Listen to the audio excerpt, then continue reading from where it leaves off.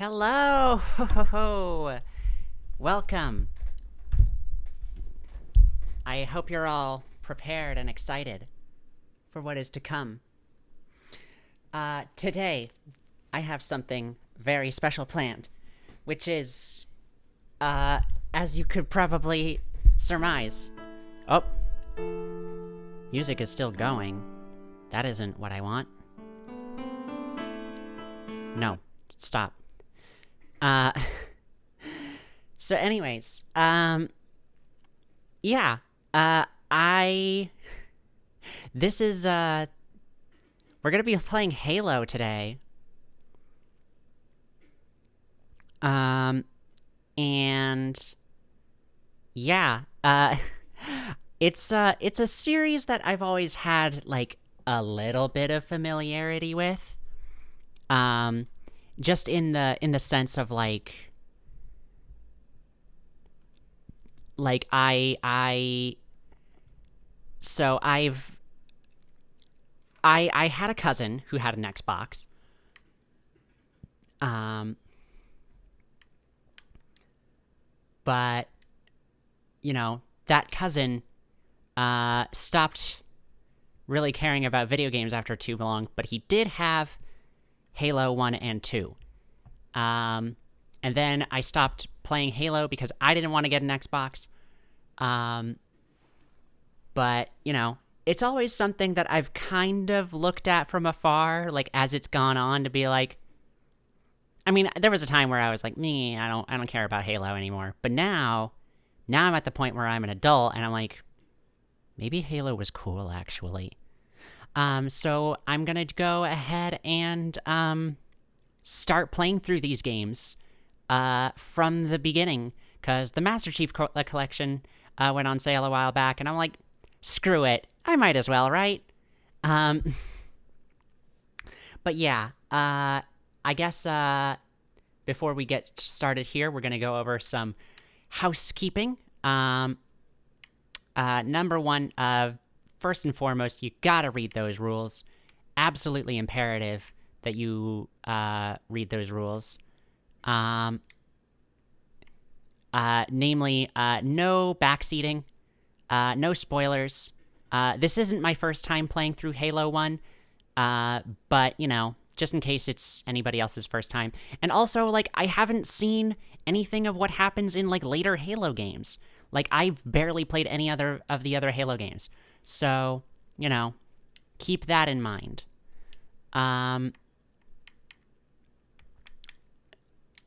If there's anything else, if you would like to donate, you can always type in the chat !tip or !donate, and Nightbot will get you a link to my Streamlabs page, where you can go ahead and donate money to me through PayPal, and then I will be very, very, very appreciative of you, and I'll read your message that will pop up on screen, and then you will feel good for having given me money. Of course, only if you would want to.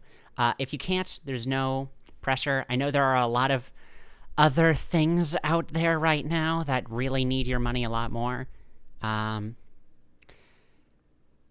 So yeah, I might start up some kind of fundraising stream at some point for that.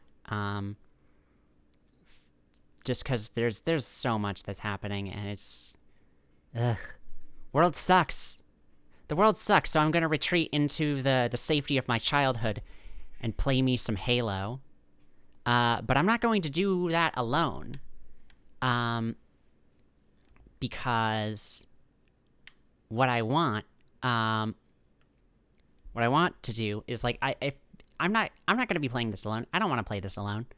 Because this is a daunting experience for me. So I've brought on a guest. And if I can just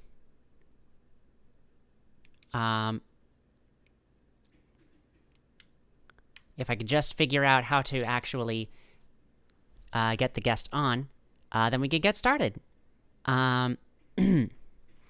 But Let me go grab our guest. Hold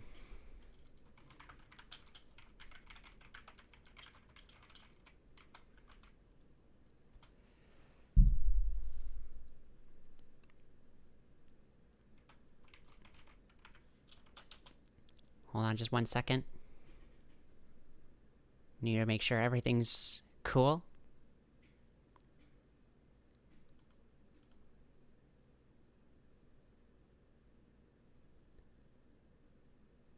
Hello? Oh, hold on. It's my fault now. It's my fault. I need to fix things. As I always do. Hold on, let me make sure that my, Oh no, we got it. I got it. There we go. Okay. I always assume it's on my end unless somebody tells me otherwise, so... No, Discord has been, Bad? not kind. Yeah, it's been bad to me lately. It keeps not remembering what my default devices are for these things, so... Oh, yeah. Well, if you have multiple different devices plugged in at the same time, like I do, it never uses the one you want it to use ever, so... Yeah, because clearly I want to use the DualShock 4's built-in microphone. And yes, I want to use my Logitech webcam, which is like 6 feet away from me. That built-in microphone is what I want to use. The best possible audio quality. Yes. Anyways, hello, welcome. Hi. You're live on Thank the internet. you for having me. Of course. Oh God, I don't know if I've ever done this before. Live on the internet? Well, I know. Shocking, right? It is. Well, if you would like to introduce yourself to the people.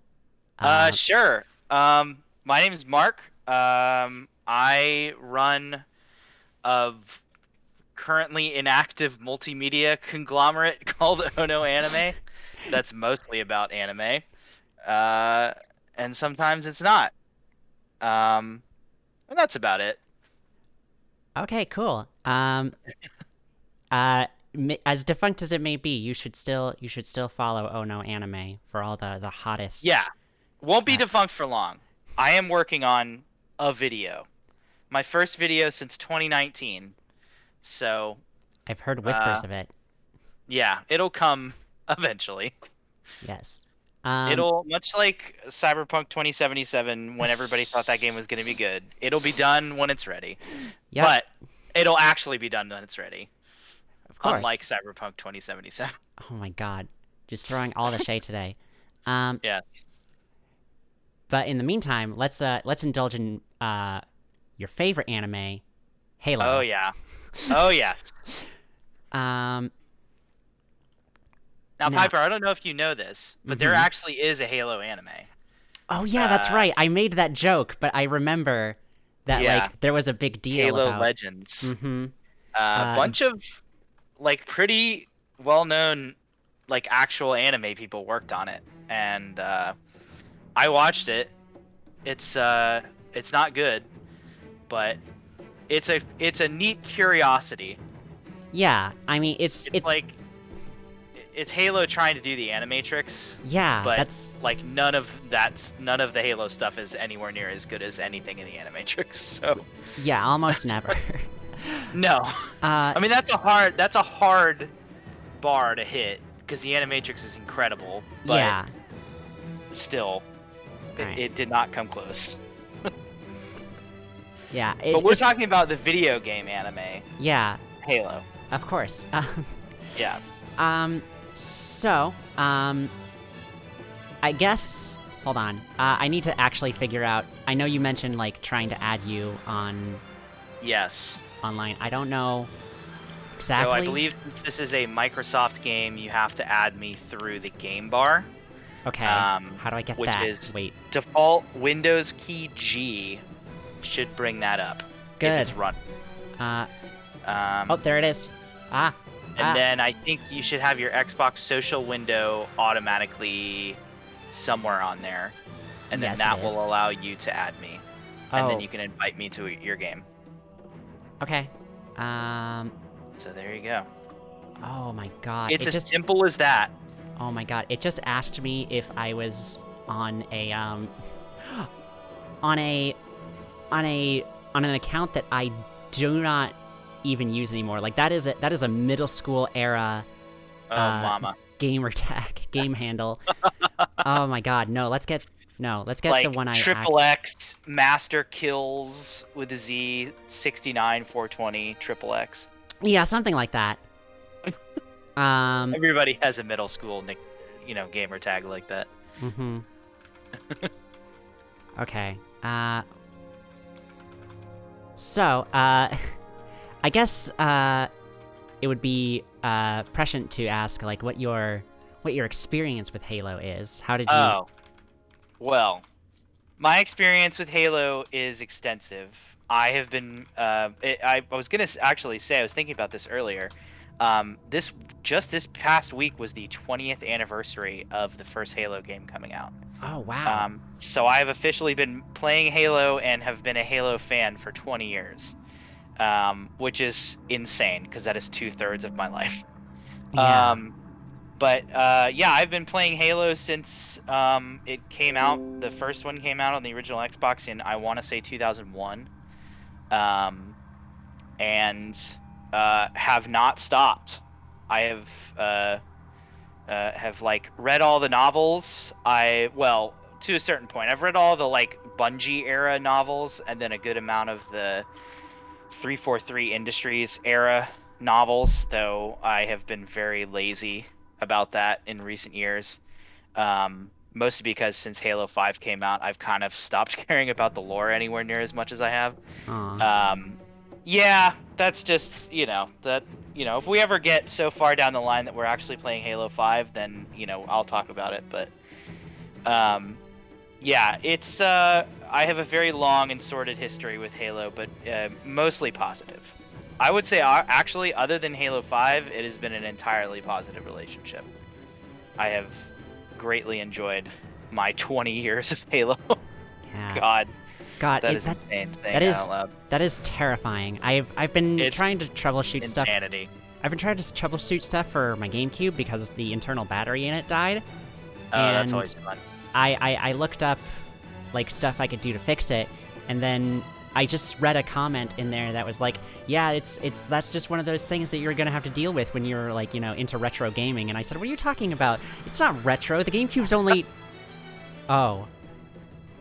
Oh, GameCube it's almost is indeed now retro gaming. it's approaching 20 years old. Yeah. The march of time is merciless. Like some freaking Gen Z shithead is gonna say that like the PS3 is retro gaming like God, very no. soon. See, that's the thing, is that like that's not entirely off. Like, to me, retro back when I was younger was like, oh, it's always 2 generations behind. I know. And then I know. Not enough people have the current generations of consoles yet yeah, to call PS3 and Xbox 360 retro gaming. Although it'll I would happen. actually say that like Xbox 360 is probably more retro gaming than PS3, considering how I'm pretty sure the 360 came out like almost a full year yeah, it was like before the 2005. PS3. Yeah, they like rushed the shit out of that thing. Anyways, I clicked the plus. yeah. Is that enough, or? Okay, so I believe that has added me as a friend. Then you have to right click on my name in your friends list, Oh, and it should say like invite to game? or game invite to game, and then I'll Yes. get a notification and be able to click on that. okay. As long as I don't have to maybe accept your friend request before that. That might. Well, hopefully it'll be fine. I hope so. Yeah, it seems you've been in the Halo mines for a while. I have. I will say, I am not completely blind. My cousin had an Xbox, and he had the first 2 Halos. And I do remember having beaten the first Halo game, but I don't remember, like, very much about it. And I remember having played, like, the first 2 levels of Halo 2. And all I know... Oh, Halo 2. Yeah. Okay. And, like, that's it. Like, I never Did you got ever- anywhere close to finishing it. All I know is that there's someone called the Arbiter, and that's about it. Yeah, the Arbiter is extremely good. You will not see him until Halo 2, but Yeah. um, yeah, the Arbiter is awesome. He's voiced by Keith David. Oh, lovely. Um, so he's a very good character. Mm-hmm. Um, let me ask you this. Send me your gamer tag Okay. on Discord, All right. and I will add you because I have not gotten any notifications or anything yet. So, Weird. and obviously, it's gonna make this as difficult as it possibly can because Mm-hmm. that's just how it is. Um, I will add you and see if that helps. Yeah. I think that's it. Maybe it's not the exact. That There. is indeed it. I Okay. found you. Okay. Okay. Did you get a notification? Yes. You added me Okay. as a friend. Excellent. Okay.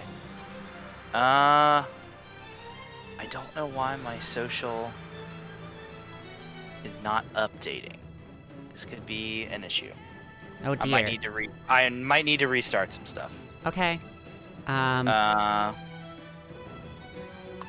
yeah, tell you what, let me I'm just gonna X out of Halo real quick. Okay. Master Chief Collection is what, 6 years old now and it still doesn't work all the time? Yeah. So Honestly, like when I launch it from Steam, it's like I was just launching it to like test things out to make sure like all the settings were right.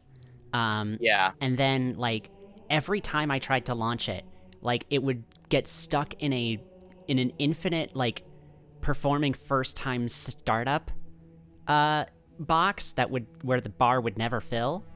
And then I would have Oh to Lord. X that out and then start it again and then it would boot. Good Lord. I know, it's terrible. Well, and it made you make an Xbox account on top of a Yes. Steam account. Yeah. You now, that's my favorite thing is that when you buy a game on a certain storefront and then it like runs a different storefront Mm-hmm. on top of it. So it's like I've been playing the Mass Effect remaster Yeah. and very good by the way. But Mm-hmm. um, it I bought it on Steam and it has to run Origin to play it, Mm-hmm. which is hilarious because EA also has two different uh like what is it called? Like desktop apps They have for some two? reason. Yeah, they have Origin and they have EA Desktop. What the fuck? And yeah, it's ridiculous. Um and oh, there we go. Oh my god. That was a very delayed notification, but I'm in. Alright, Thank we're God. in. Excellent. Okay. But yeah, so it every time I boot up Mass Effect, it is running both the Steam overlay and the Origin overlay at the same time, and probably the Discord overlay too if I chose that. So yeah, it's my favorite thing ever because I'm sure those all interact with each other and do very well and are very, CPU efficient and all that Hmm. type of stuff and aren't just like completely screwing my performance or something and I'll eventually have to turn them off. Hmm. Yeah, like I remember having to deal with that when I tried to play Jedi Fallen Order. Because it was Yep, like, oh, exactly. I gotta get a whole other account for this. Yeah. Great. And then I it still genuinely didn't. also don't understand why EA has more than one like PC based app. It's insanity. Yeah, Like I legitimately do not see a difference between the two. that is about. Yeah, that's about as weird as HBO having had three, although I guess now it's only two streaming services. Oh yeah, like Play and Go or Yeah, Go and Max. yeah. There was Go, there was Yeah. Now, and there was Max. And I'm like, Yeah. what's the point? I know. Why? Well, it's like one of them is just for their stuff, right? And then HBO Max is like them and like a billion other different things. And maybe Yeah, it's more expensive? I don't know. I don't know. All I know is I got a trial for the HBO thing just to watch the ending of Game of Thrones out of curiosity, and then I Mm-hmm. immediately had no qualms with canceling it afterwards because I had gotten my 15-day subscription worth. Yeah, I might have to see what I can do to like watch Infinity Train. Because like that's about the only thing I would want to watch on HBO. Although I guess also there's like I mean, there was They do also have just. Babylon 5. Hmm? That's what I have gotten Babylon, or that's what I initially got HBO Max for, is Oh, Babylon wow. 5. But they will also, though I am fully vaccinated and probably will see it in a theater because it doesn't come out until December. But they will also have the new Dune movie, like day and date, Excellent, of this year, course. which is, I guarantee you that subscription is going to be worth it just to be able to like come home from that movie and watch it like 3 more times, because I'm sure I will want to, because it's Denis Villeneuve, and I can never get enough of his films. Anyways, Halo. Halo. Still waiting on the Peter Jackson film for that one. Yeah. I think you could probably wait for the rest of your life, and you'll never see that. Anyways, are you in? Do I need to send another invite, or? I am in.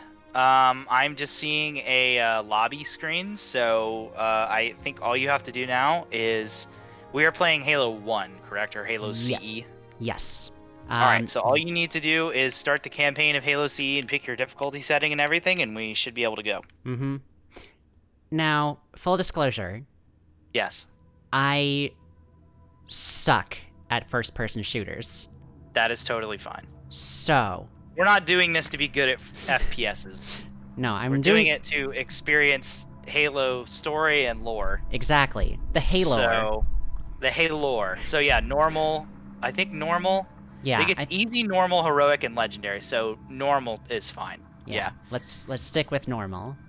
Yeah. If we feel spicy, we can kick it up to heroic at some point. But I'll tell you, heroic is hard even for me, and I've been playing these games for 20 years. So, especially in Halo 1, we do not want to go through the library on heroic, because that'll take us like an entire length of stream. Yeah. So, I just got an achievement for playing Halo 1 on any 15th day of the month. So, congratulations. What an insane achievement. Does that mean anything in the lore at all? Yeah, I think, no, I don't know. No, I don't know. If it does, I can't remember it. Some numerology shit. I will say, the Pillar of Autumn is a really good spaceship name. Oh, trust me. It is not the only incredibly good spaceship name you will hear in this, even just this game. Excellent. Halo is incredibly good at naming its ships. Especially Covenant ships. Also, hello, Safi. You made a blind jump. How did they... Feel free to lurk as long as you like. Covenant ships have always been faster. As for tracking us all the way from Reach, at light speed, my maneuvering options... Oh, and in case you're wondering, Microsoft's, like, Siri clone, Cortana, is indeed named after Cortana from this game and is voiced by the same Jen Taylor. They were waiting for us So I would have figured as much. that is why, if you've ever used Cortana without having ever played a Halo game, you are familiar with Cortana, at least. But I've isolated This Cortana is much better, though. Yeah, well, I would assume it's because she's more of a character, Well, as opposed to just a lot digital lot assistant. That's it then. Bring the Yeah. ship back up to a lot combat more order. character I want to everyone at their stations. Everyone, sir? this actual smart AI. And I mean, it helps Cortana. to have Let's give our old friend an AI a warm that's welcome. written to be smart, Oh yes. as opposed to, like, I don't know. Attention, all combat personnel. Please report to your action station. Anyways, I heard something for this edition is that you could swap between, like, the old and Yes. remastered graphics, which I would normally be I doing the don't- remastered graphics. Yeah, I don't know how that sorry. works on like internet multiplayer. But I will say all the remastered versions of Halo 1 and 2 are both very good, and don't really change anything other than the graphics and the motion capture of the actors.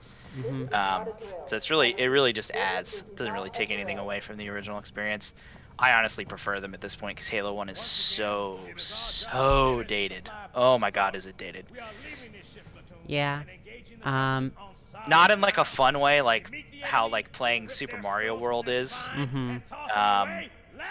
Just in a like, I mean, in a very similar way to like how I'm really glad I'm playing this Mass Effect 1 remaster instead of the original Mass Effect 1. Mm. But that's also coming from a person who's played both of those games like, you know, like double digits of times. So Yeah. I've gotten my experience out of them. Right. All right, it's time to unseal the hushed casket.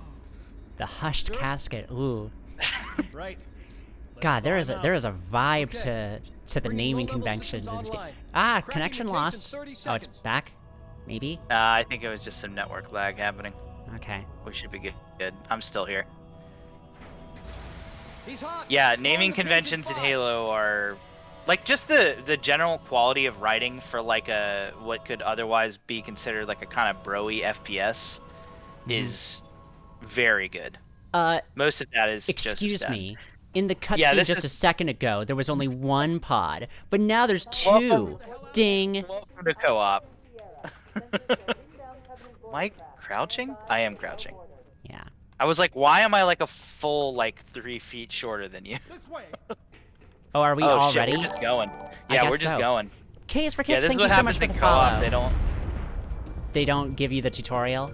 They don't give you the tutorial. You just hit the Martin O'Donnell drum soundtrack, and we go right in. Alright, fair enough. Anyways, I've already switched back to the classic graphics. Okay.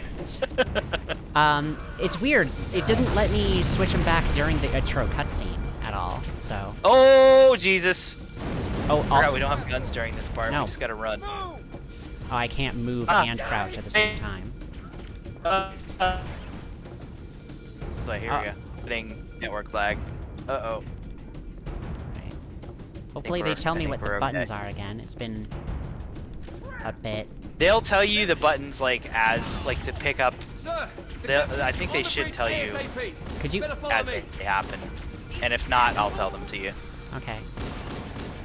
What the? Get clear, Chief. Firing. I was never trained for this. Are you experiencing latency? I sure am. Okay, yeah, I'm experiencing latency to the point where like my like movement is affected, but it's also like kind of like my foot. I can't do so much footwork. I mean, Yeah. I mean, I can't see my Aw. feet, so I can't even tell what kind of Nah. footwork I'm doing. yeah, you don't even get feet until Halo 2. Oh Yeah, god. they didn't have feet technology until Halo 2. It's like Fire Emblem all over again. Awakening, nobody had feet. So you are a Master Good to Chief, see but you you, don't Master have Chief. feet. Things aren't going well. And then in Yeah. Halo Trying to do 2, our best, but we never you really had you a finally chance. become a true gamer Dozen girl. Covenant superior battleships against a Like single I've always Imperial wanted. class cruiser. With those odds, I'm content with 3. Make that 4 kills. Sleep well? No thanks to you. My favorite piece of lore about the Pillar Bottom from the Halo books, because there's a book that is the prequel to this game called The Fall of Reach, which was the first Halo novel. Captain, the Mhm. cannon was my It last kind of like offensive option. goes all the way from like the creation of the Spartans all the way up to like this very beginning of this game, That and means you too, Cortana. the Pillar of Bottom is Do like what? Go down with the some ship? kind of In a like minute. Skunk Works like The object we found, I'm gonna special try and land the ops Autumn ship. It has like All due shit that respect, like sir, no this other war has ships in enough the dead heroes. UNSC fleet appreciate have, your even though it's concern, like by the Cortana. time Not the to mention, the game starts, it's like protocol is way clear. past its like Destruction you or know capture of a shipboard past AI its is prime. absolutely unacceptable. But they've essentially like made it so that it like doesn't draw attention, but it also Mark has selection like of a emergency crazy landing like zones, upload them to um, my neural lace, and then sort what is it yourself called? for heart transfer. Railgun Aye, that aye, can sir. shoot like 3 rounds at a time, and like Which is where you come a bunch of other like really crazy like Cortana armaments off that your no ship. other Keep ships her safe have. from the enemy. If they capture her, they'll So it's learn basically like a everything. Honda Force Civic deployment, weapons, with like a research. Lamborghini engine in it. I understand. Ah, delightful. The Autumn will continue evasive maneuvers until you initiate a landing sequence. Not that you'll listen, but I'd suggest letting my subroutines handle the final approach. Excellent work, Cortana. Thank you. Are you ready? just gotta... Yank me. No, technically you're supposed to right-click and then select Safely Remove Hardware. Okay? Just get ready for Cortana to say a lot of vaguely Your sexual. architecture isn't much different from the Autumn's. Don't get any funny ideas. I mean, yeah. It's a... loaded, son. You'll have to find ammo as you go. Okay. Alright, let's find ammo as we go. I think there's ammo, like, right outside the door. Weapons and equipment, OSP. Don't forget to eject. Exactly, Freya. There we go. Ah! I forgot there's friendly fire. Oh, yeah. The one of the joys of Halo. What you do best? Now, one other thing Yes. I have heard, I have forgotten mostly, but I have heard, the pistol is the best thing ever in this game. The pistol is incredibly good in this, yeah. For one, it You're has a gonna scope. want to hang on to it if you can. Keep your head down. There's The two of pistol us in and the there, assault remember? rifle are both very good. For different reasons. Yeah. Alright, so I believe, yeah, right click is gonna be your zoom. That's pretty intuitive. Yeah, this isn't like modern shooters where right trigger or left trigger is aim and then right trigger is shoot. Yeah. They're like, no, you aim with the sticks. Like a true gamer. And then Q is melee. You'll probably need that for a lot for grunts if you don't want to waste ammo. And then On a gamepad, that's RB. oh, you're playing on a gamepad. Yeah. The original intended experience. Well, Oh shit. it's okay. not Well, it's not excuse the me, I'm playing the supremacist way, which is Yeah. mouse and keyboard. that's fair. At least I know you'll do a much better job than me. Oh yes, one of us will always be alive. Come out where I can see. What the hell? Did something just hit us? Yeah, How- I'm trying to remember, like, they have a unified control scheme now for Mhm. Master Chief Collection for gamepads, so that, like, you can go game to game without having to switch controls. That's very useful. Yeah. Though, doesn't Halo 4 have aiming down sights? No, Halo 5 has aiming down sights. Oh, Halo 4 okay. has unfettered sprinting. That was the big addition in Halo 4. How'd I get roped into Like- playing this, you ask, Freya? I asked to. That can't be all of them. Yeah, this isn't roping in. This is Find him. Yeah, like the Rush song, Free Will. exactly. Mark made the suggestion of, like, if I wanted to play or stream Halo, then he'd come on board. My favorite, my favorite pastime on Earth is playing Halo with people that have never played Halo before. So, Exactly. yeah, I And will gladly do this for we got, anybody. what, like 6 of these games for the price of 1? Yeah, Master Chief Collection's a hell of a deal. We Especially sadly, with work that they've done for it on PC, has been phenomenal. sadly no Halo Wars, but well, You can, nothing if perfect. you are a Xbox Game Pass person, then you can also get those games for free, Ooh, or like with the subscription. So you're basically covered. did Halo Wars 2 ever actually come out? Yeah, and it's good. I Yeah. played it. The I freaking just- villains in Halo Infinite are the ones from Halo Wars 2, shockingly enough. Ooh, nice. Whenever that comes out. Yeah. So In infinite interesting. years from now. yeah. Well, just hopefully, I think it's slated for this year. They delayed it like an entire year. But, Yeah, I did hear that. I am praying for them though, Mhm. because it's definitely being made under crunch conditions, and they also have like the weight of the entire franchise on them. Because like if this thing, after Halo 5, like if this thing isn't like a smashing success, then like I fear for Master Chief. Yeah. Cause like, But I hear even from people who like didn't really particularly like Halo 5 that like, you know, people still really like Halo. And like, oh, yeah. Well, and like Halo 5 wasn't like a terrible game from like a technical perspective. Like it was probably one of the better made Halo games. Like it just runs super quick. It was like one of the only Xbox One games that I can think of that ran at both 1080p and 60 FPS, which is like a hell of an achievement considering how early in that console's life cycle it came out. But in terms of the story, it is genuinely like distressingly not good. Yeah, I've heard complaints about the story. But Yeah. So knowing me, I'll probably get to it at some point just to be like, it definitely has its moments. I will say this, the opening cinematic is like maybe one of the coolest moments in all of Halo. Like, even though it's not you playing the game, just the like first like 3 minutes of the game is so fucking cool. And I still watch it, even though like I don't enjoy really anything about Halo 5. Other than like, you know, just like the feel of the gameplay, I think it's pretty slick. Ooh, one more.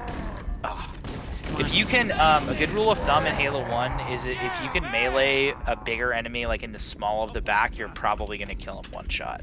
oh, okay. Including like big boys like hunters, which we'll get to once we get actually down on the Halo. But did you, by the way, I know we talked through the opening cinematic. Did you get the gist of what is happening right now? Yeah. Humanity's at war with an alien collective called the Covenant, because like the Covenant is a theocratic alien collective. They have we were going somewhere and they beat us there, and now they are trying to board our ship. They want Cortana.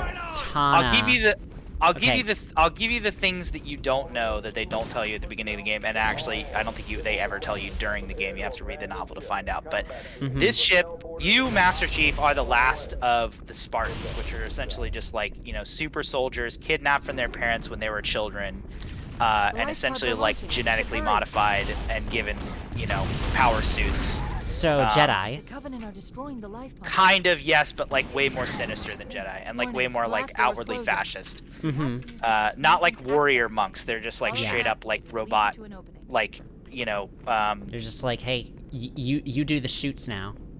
Yeah, like fairly like robotic super soldiers that were originally like kidnapped and raised and like indoctrinated essentially to fight human insurrectionists. I think we have to go this way. How do I turn on my flashlight? That is a good question. That is the one thing. I think for you it probably will end up being like one of the D-pad buttons, I think. For me, there it is. I have to actually look it up real quick. Because I'm afraid of hitting.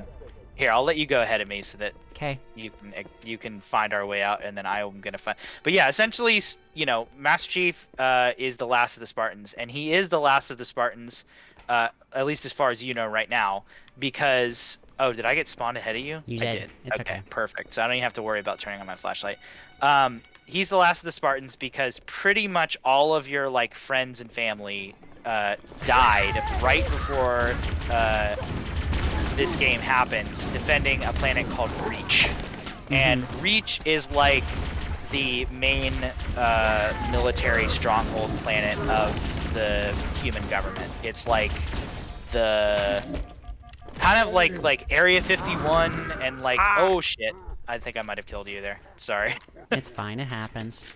But it's like it's literally just an entire planet dedicated to like military shit. And the Covenant attacked it right before this game started. It fell, and in the process of it falling, pretty much all the Spartans died except for looks like the Covenant wanted to catch me or you, Master Chief. Now, one of us. They're not all actually dead. There's actually quite a bit of Spartans out there, and we're just the Spartan 2s. There's also eventually will be Spartan 3s, Spartan 4s. It's a whole thing, but we don't need to worry about that right now. But essentially, this ship has escaped Reach to get away from the Covenant, and it performed a blind slipspace jump, and we ended up here at Halo. And the Covenant somehow made it here ahead of us, even though I think what actually is the somehow is they were here like on purpose, and we just got here by accident. So, and now the Covenant, it's like us versus like an entire Covenant fleet, and they're boarding the ship, and so we have to run. and Cortana is going to straight up, or Captain Keyes is straight up going to crash the ship into Halo All right. to like deny them, you know, the ship and the information, because there's a thing that you'll hear invoked, or I think has already been invoked, called the Cole Protocol, which is essentially any time that human ships make contact with the Covenant, they have to like wipe all their like navigation data and drives and stuff so that they can never find the location of Earth. Because at this point in the Human Covenant War, the Covenant have not found Earth yet, and it's like the most desperately protected secret humanity has, because humanity is losing badly. So. All right. Yeah. Sounds So like- that's our situation. Yeah. Now, at this point, we also don't know what Halo is either, right? No, this is like the first time that any human has ever laid eyes on Halo. Is like where we are right now. So we're like, I have no idea what the hell we're looking at. We literally just got here by accident because we were like leaving the system and did like a Han Solo where we just like pressed the hyperspace button without worrying about where it was going to take us, because like literally anywhere is better than here. So. And now we're going to Halo. I don't want to die out here. Look. You know, we really are the Halo Combat Evolved.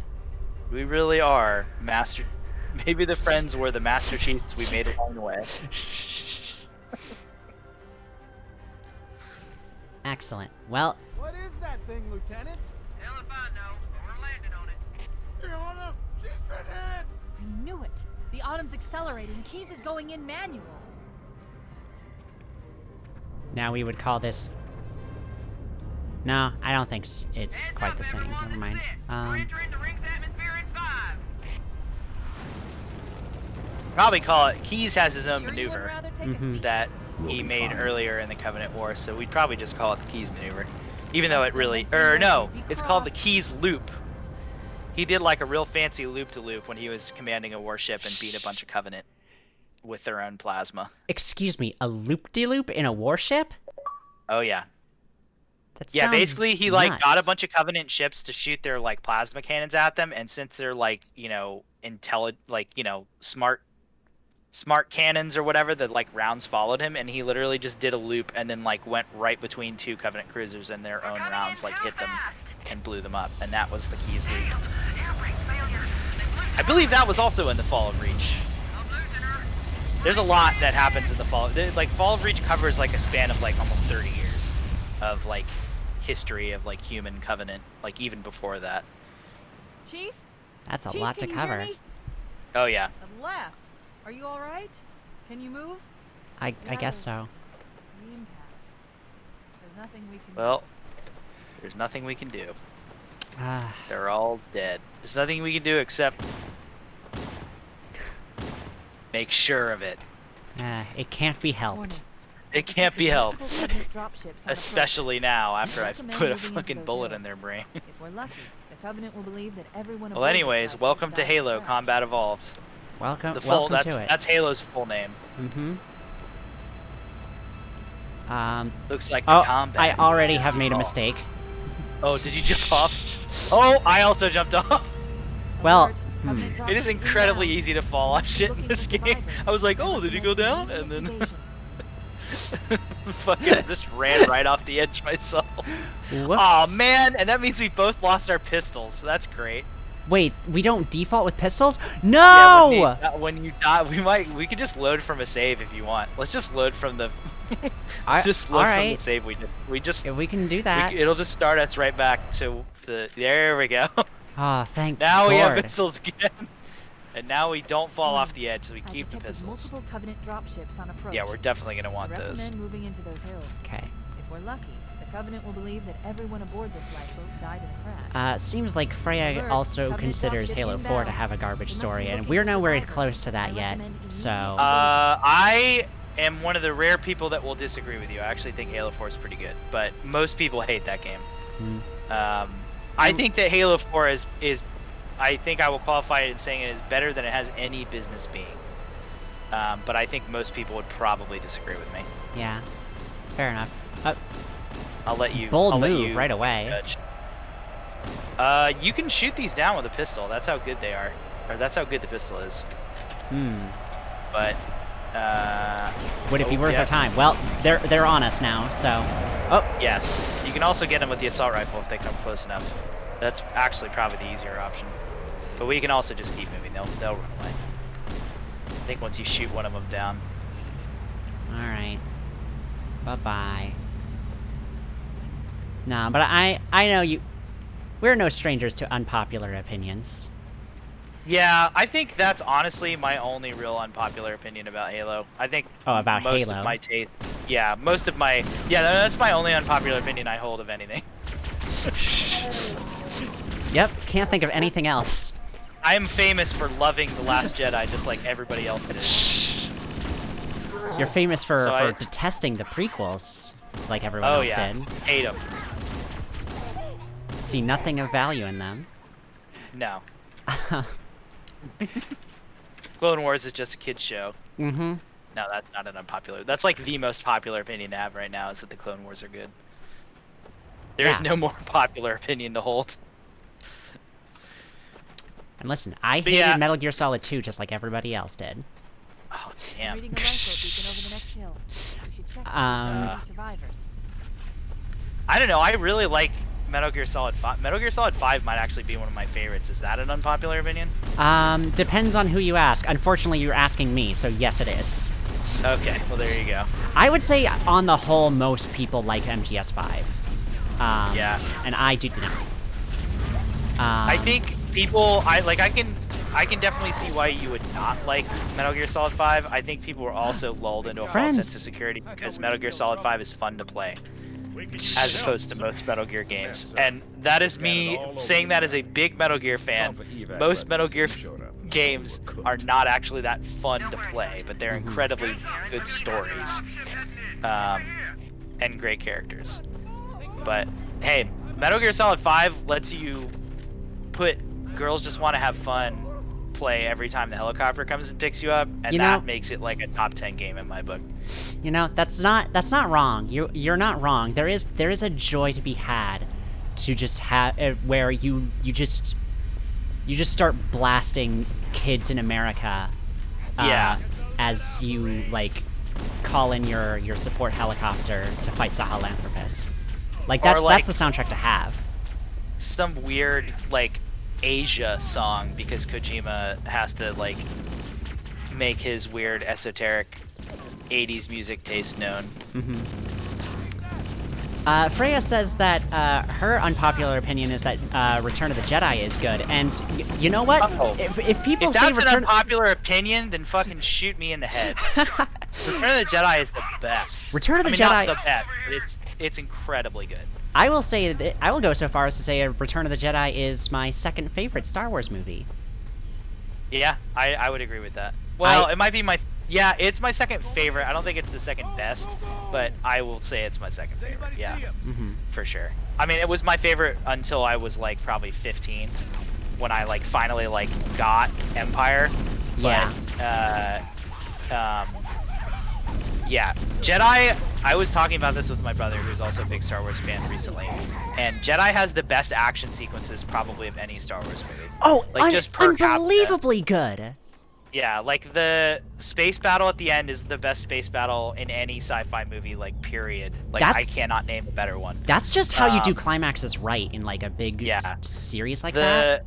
The Endor speeder bike chase with no music and just sound effects. That's so good. That gives me chills every Yeah, time. It's so good. The whole sequence at Jabba's palace is like an all-time, just like pure Star Wars moment. Like, yeah, it's. Okay, speaking of moments, we're about to get our first Halo moment. Oh, are we now? Which is, I think we're about to get the Warthog. So, you have a very important decision to make You mean the Puma? as to Where are you going? what you want That it. lifeboat's What you want. beacon is our Oh, only shit. chance of getting reunited We gotta with go the rest of back. the crew. We Oh, have to stay We're not focused. about to go get the Warthog. We gotta Yeah. go save a lifeboat real quick, and then we get the Warthog. You mean the I think. Puma? That's also the other thing. I'm way more familiar with Red versus Blue than I am with actual Halo. Oh my god. It took me a second. It's been so long since I've seen any Red versus Blue. You know what? That's fine. I because also, only... weirdly enough, watched more Fireteam Charlie than when I was a kid than Red versus Blue. So that might be a cultural blind spot of mine. But I will say the first 5 seasons are good. yes. The next 3 seasons are okay, and then I just didn't bother with the rest because it looked like it was getting worse and worse. Yeah, I could believe that. It's like isn't it like kind of like weirdly? It got like weirdly self-serious at a certain point, didn't it? Yeah, well, I would say that would be around like season 6 or 7. I mean, the stories start getting more dramatic even in like season 2, but like, it's still mostly a comedy. But it started getting all like, it experienced what I would consider Control-Alt-Delete syndrome. Oh yeah. Where it's like, we can't be a goofy comedy show anymore. We need to have serious lore and character arcs. Yeah. And it's like, I mean, that is indeed a syndrome. Like at that point, just make a new thing. If yeah, you don't want to tell point, a comedy like I remember like checking in on it, and I was like, this is like Ruby, but with Halo people instead of like anime. Yeah. And you know, then we have to get into the conversation of like, is Ruby any good? And the answer is, It's better in Japanese, I can tell you that much. I watched the first season with like professional Japanese voice actors in it, and that was a entirely different experience than watching it in English, I will say. Those lifeboats make it down. Right on top of it. Okay. Here we go. We got the Warthog. oh, we're at Warhog now? We got Warthog. We're full Warthog mode. Warthog status.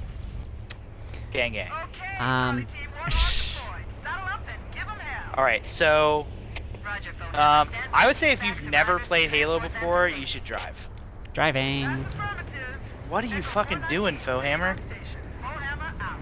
Oh, is she like picking people up?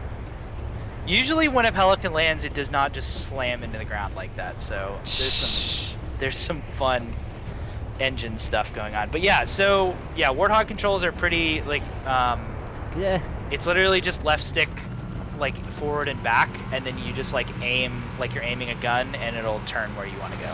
But it's I would say this, Halo 1 Warthog, it's slow, it's squirrely, it turns over easy, but you'll probably not ever have more fun driving a video game vehicle than this. It's the best, especially if you got your boy in the back here. This cave is not a natural formation. No, Someone how? built it, so it must There you Couldn't go. have told that. One of the most famous lines in all of Halo. This cave is not a natural formation. Unencrypted channels. Part of me wants to say that they wrote that knowing that people would be seeing this in like Halo 1 2001 graphics. Well, I'm seeing it is- in Halo 1 graphics right now. Yeah, you could tell. I can't remember where we go here. I think right. All right, I'm Right trusting should you. be good. You are my Halo guide. I am Mr. Halo. Okay. Oh, and these vehicles cannot be damaged, so like literally just drive the fuck out of them. Okay. Just absolutely just destroy them. Okay. You will Good. not be able to blow them up. I think actually the Warthog you can't blow up. I think maybe the Ghost and the Banshee you probably can, but It's fine. We'll just Warthog buff is that fine. out. Yeah, no, the Warthog is like, it's made out of like unobtainium or whatever. It's just like completely indestructible.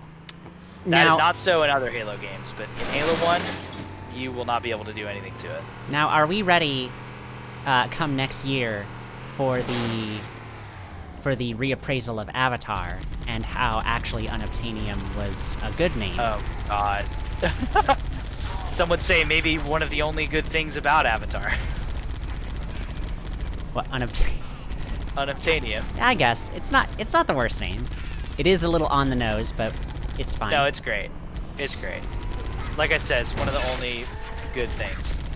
Or it's maybe one of the only things that I remember. Because Avatar is maybe one of the most forgettable media franchises I have ever encountered in my life. Well, not if Disney has anything to say about it. Yeah, they're making 4 or 5 more movies. Uh-huh.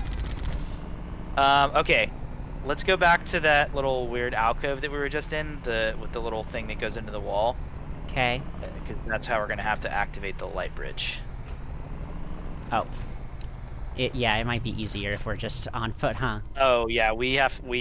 There are certain areas that you cannot take the warthogs, unfortunately. Despite my best efforts when I was a kid to take the ghosts literally everywhere. Oh my god.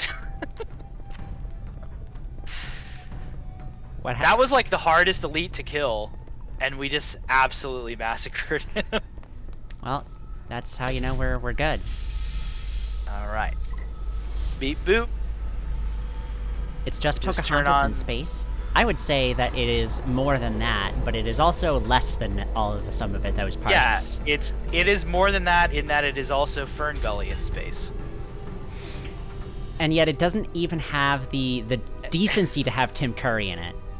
Exactly. It does have Sigourney Weaver in it, though. I will say that the one thing that James Cameron still manages to get right is putting Sigourney Weaver in movies. That actually He reminds is me. Yeah. he, like that entire generation of like 70s and 80s filmmakers have like almost entirely lost their way, but he at least still has the advantage of summoning Sigourney Weaver for a new movie every once in a while. So that's all right in my book. I had actually just watched Finding Dory the other day. Oh, I and still have not seen that. It's all right. It's like in the echelon of Pixar movies. I would say it is.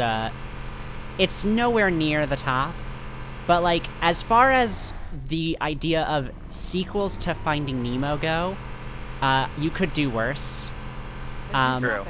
But one of the funny things was that like crew made it off the Autumn than I had predicted. The captain really gave them hell. yeah, she's just talking. We need to find Captain Keyes, right? Yep. Yeah, as soon as I, can you tell I don't know how to drive? So let me ask you this. Are you pointing the right stick in the direction that you want to drive, or are you trying to turn with the left stick? Because if I was you're- trying to turn with the left stick, but I guess yeah, I have point to the use camera. the, Yeah, point the camera in the direction All right, you now want I'm to drive. having and a then much we'll easier have- time. There you go. Yeah. Mhm. It's not very intuitive, but then again, this is a game from 2001. Mhm. But also, double then again, they have never changed the controls through all of Halo. Oh so, my god, that's uh, hilarious. Yeah, so the vehicle controls are consistent at least.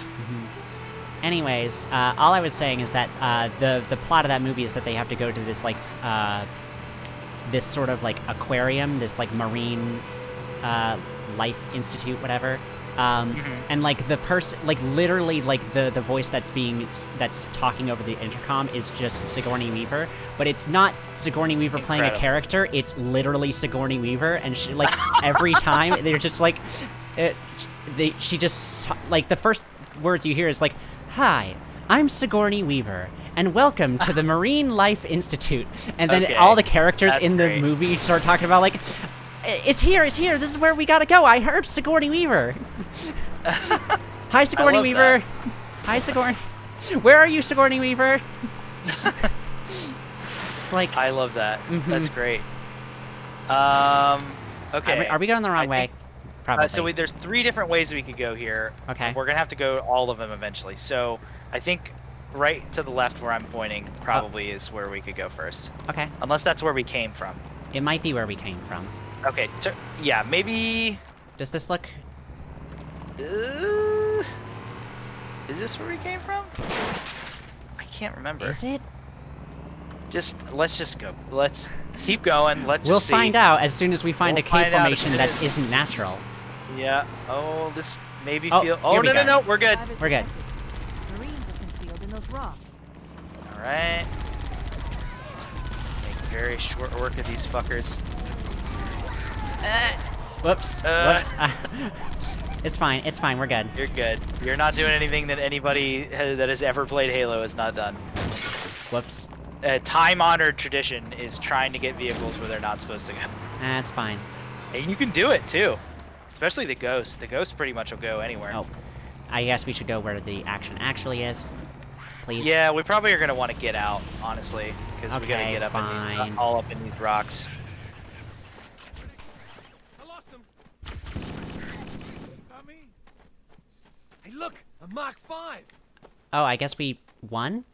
Already? Did we do it? All right. I guess. Well, there should be a Pelican coming to get these boys here pretty soon. That is the dropship, by the way, the Pelican. Hmm. Every speaking of naming conventions, all Yes. of the vehicles have very funny naming conventions in Halo. Well, some of them are funny. Like most of the human ones are pretty funny. I mean, Pelican's pretty funny. The Covenant ones are pretty like spooky. Mhm. Like those weird like tuning fork drop ships are called the what are they called? The Spectre, maybe? Ooh. They have Ah. like all the Covenant stuff have like weird like NATO like you know how like the US like the Russians have names for all their planes and then the US gave like you know their own names to them during the Cold War so that they could like identify them. So like Yeah. you know they have like the MiG-29 but we call it the Flanker because that's like what we decided to call it. So like the humans have given the Covenant stuff like all like well and like the names for the enemies are like human constructions too, like you know yeah. grunts, elites, jackals. Those are like all like the Covenant have their own like in-universe names in their own languages for all the different races, as they would, you know. Yeah. I think the elites are the Sanghili, and jackals are Kigyar, grunts are Ungoi. Yeah. Don't. Of course, the grunts are question called me as- ungioids. Yeah, no, it's Just a very. the most. It makes total sense. Yeah. It doesn't do it in this game, but in later games, you'll see the big like weird like triangular tanks on the back of grunts' backs are filled with methane because they're like methane breathers. Ooh. So when you shoot them in later games, they actually explode, which is really cool. But can't do that in 2001. No, we have yet to acquire that technology. Are we I okay? think we're good. I don't see any more Marines. We want to let's Did check they out die? the pod real quick and just make sure. How's your health looking? Pretty good. Ooh, you want a sniper rifle? Because there's a sniper rifle there. Now here's the question: is do I want to? Oh! Wah! Hold on. You might want to answer that question later. Ah!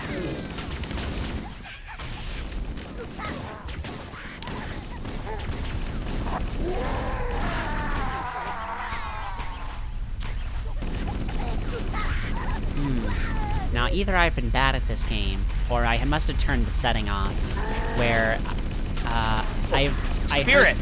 That's what they're called. Dropshippers. Sorry, I just remembered it. These are called spirits. Spirits. I'm sure there's something called a Spectre in. Yeah, no, there is. It's Because the they're all ghost Covenant. names.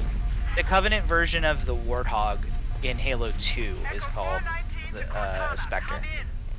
We read you, Echo 419. We have Completely survivors useless and need vehicle. immediate Sucks. dust off. It says a lot that the Covenant did not field that vehicle in any other Halo games. Now, Near the cliff edge. And another near the head of the river. I should probably swap out the Looks like there are more survivors. sniper for the assault, right? Acknowledged. We're on our way. I would actually change it for the pistol because it's essentially serving the same purpose but better. So Alright, fair enough. You'll get the pistol again. Okay. And I'm honestly, trusting if you you. don't, just pick up a needler and you'll have a weapon that's just as good that just serves a different purpose. Alright. The needler in the game is like ridiculously OP. Good to hear. Yeah. Alright, so we're good there. 1 down, 2 to go. So we just gotta go back the way we came and then find another one of these little inlets with the lights. And we should have found another clutch of Marines that need saving. I love it. We're babysitting, essentially. We're Master Chiefing. We're taking care of people that don't have personal shield generators and you know, military indoctrination. Yeah, I mean, at the very least, like, the special indoctrination that, hello, please, move. Oh yeah, no, you're right. Everybody in the UNSC military has a certain degree of indoctrination, but I mean, it is a military. Everything I know about the UNSC is like a governmental entity. It is actually like quite fascistic in certain ways, or at least like kind of authoritarian. Yeah. So it is kind of like, I want to say that they got a lot of influence from like Robert A. Heinlein, like Starship Troopers type stuff.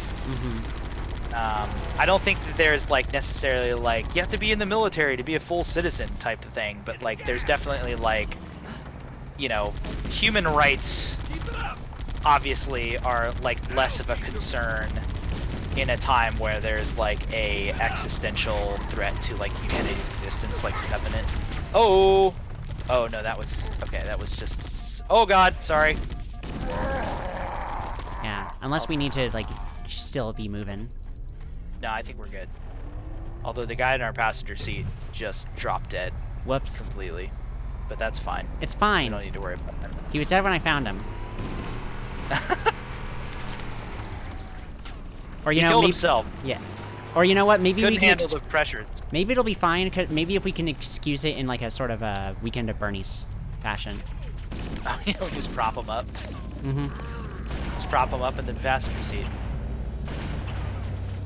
Oh lord.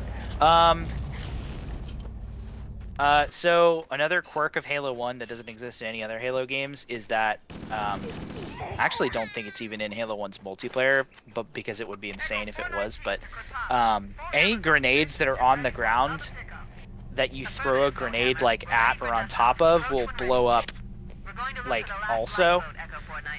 So, like, if you throw a grenade into a group of dead enemies that have all dropped grenades, all those grenades will blow up. That's so cool. It's pretty cool. I've always enjoyed that. But it's also something to be aware of, because you could stand, like, far enough away from a grenade that you think you would be okay, and then if there's, like, a chain of grenades leading to you, then you would absolutely get blown up. So, Oh yeah, almost assuredly. let me hop out here real quick and see if there's anything for me in this ruin. And there is not. Okay.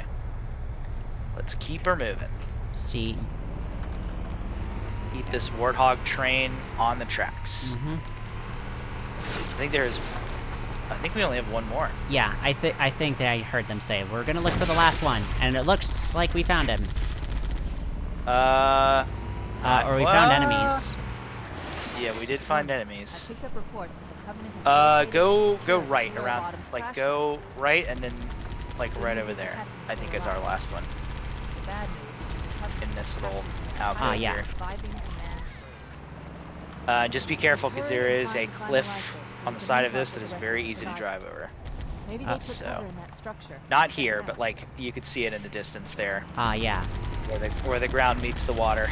Mm-hmm. I have driven over that cliff many a time. You can kill each other to make in multiplayer, to make your body drop grenades over and over, drive a Warthog on top of it, and then blow the grenades to launch it, is Yes. what Freya says.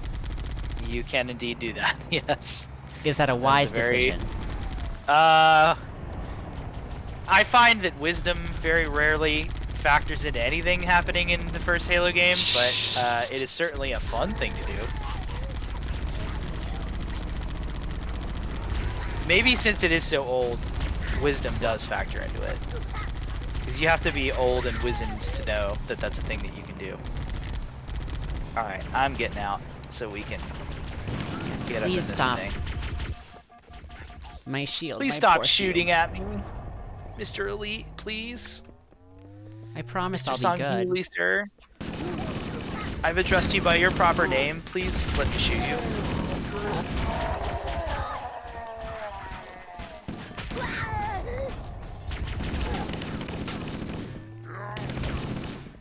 Now I know we're sticking mostly with Ooh. UNSC weapons here. Yes. because there's not really any good Covenant weapons here other than the plasma rifle. We'll get to better ones later. The plasma rifle is very good though. I kind of like at least the idea of the Needler.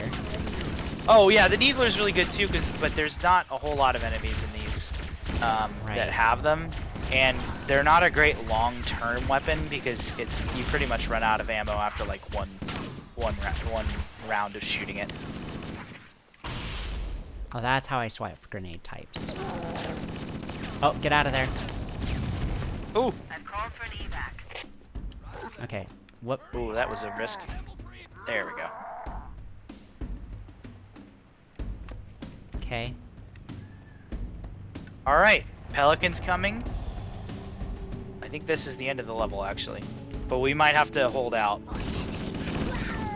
Yeah, we're gonna have to hold out It's okay. I'll until live. it gets here. Maybe. Hopefully. We'll see. As long as one of us lives, that's all that matters.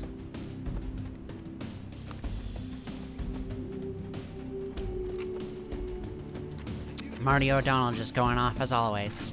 Yep, just getting those drums out. Get. We should secure the area before the dropship arrives. Ooh, I guess I just, well, what about this area? I guess he hasn't been doing the music for Halo for a while, I guess. I was going to say, like, now that he's not with not since Bungie, 4. but then, what? New traffic on Not since Covenant 4, Island. and he only did like 1 or 2 songs for Destiny before he left. I think there was like a contract dispute. I thought he did, Disabled like, the before whole the first abandoned soundtrack. He did like the first like round of songs, but that game has since had a shitload of music added to it through Yeah. all the like updates and stuff. And obviously Destiny 2 doesn't have any of his music, but I honestly also want to say that they actually didn't really use a whole lot of the music that he made for that first game, like in the final product anyways. I remember like the Destiny theme they used, but There's our that ride. was about Get it. aboard and let's get Oh. out of here. Welcome aboard, Master Chief. I guess we're getting on a Hammer's different here. ride now. Yeah, we got a flying ride now. We're just gonna leave the Warthog though. I'm assuming somebody will come back and get it. Fare thee well, Warthog. Not the only one we'll see, thankfully. Be a crime. Be a crime if it wasn't. Let Think me there in. should be Let me a- in. There we go. Oh. You gotta press E to get on in. Move out, Lieutenant, and then we'll need your help on a rescue mission. Oh man.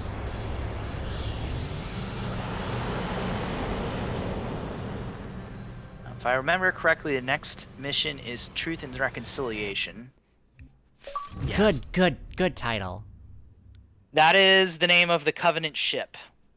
So, like I said, Covenant ships have incredible names. Truth and Reconciliation, Pious Inquisitor, Shadow of Intent. Oh my god. Yeah. Stop, you're giving...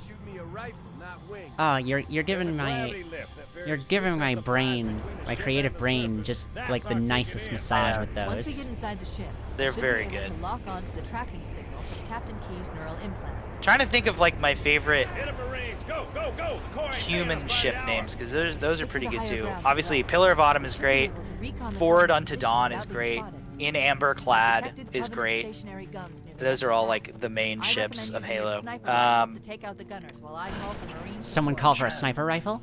Get ready to move in to support us, Sergeant. Oh, I guess you're already... Master Chief is Hard Oh, at I've work. already, I've already opened up. Sorry. Don't open fire until you hear the Well, enemy okay. return fire on us. That should let us keep the elephants. If you're gonna shoot the jackals with a sniper rifle, the little notch Alert. where they Covenant hold is their making a gun run for that stationary is a gun. great Take way it to get out. them to drop it. Drop not the gun, but their shield, so that you can just headshot them.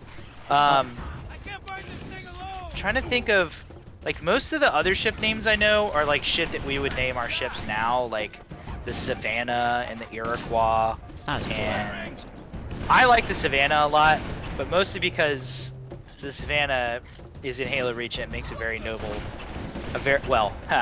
no pun intended for Halo Reach, but it makes a very noble sacrifice at a certain point in that game.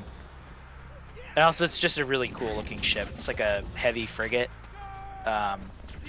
It's just got a big ass railgun sticking out the front of it.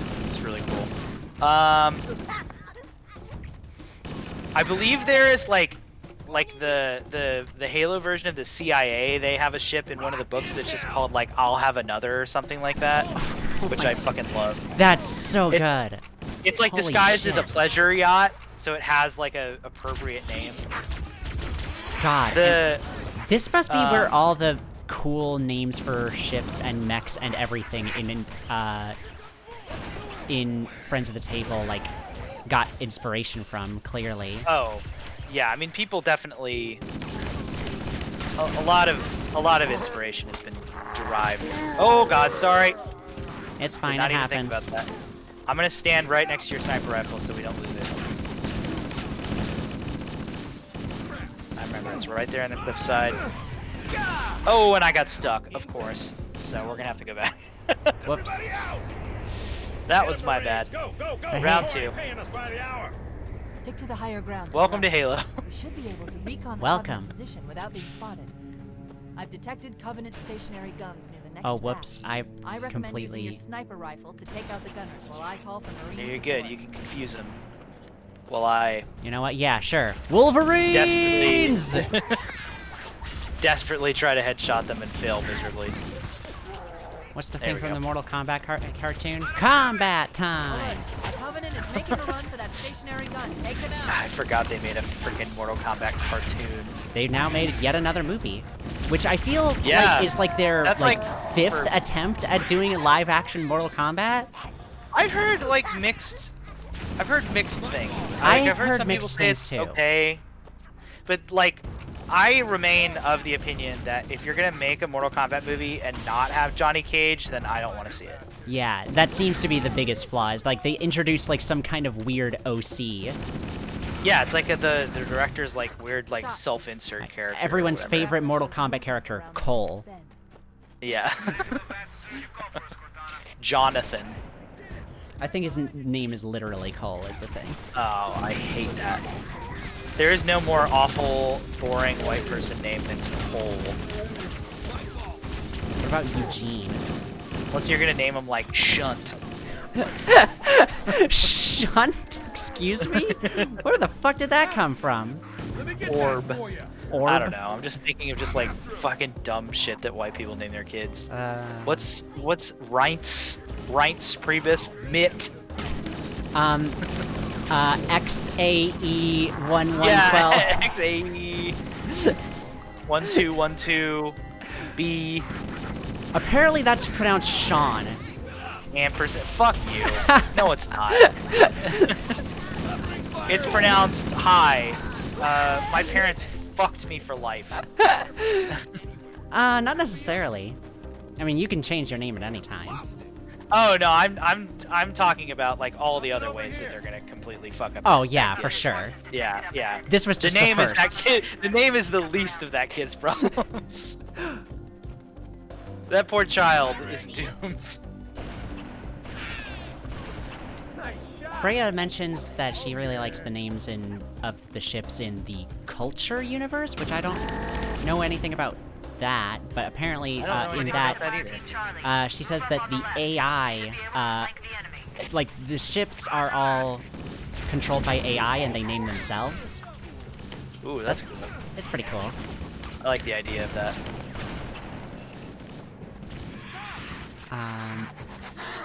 I will say the AI is definitely something that the Halo universe gets very, very, very right.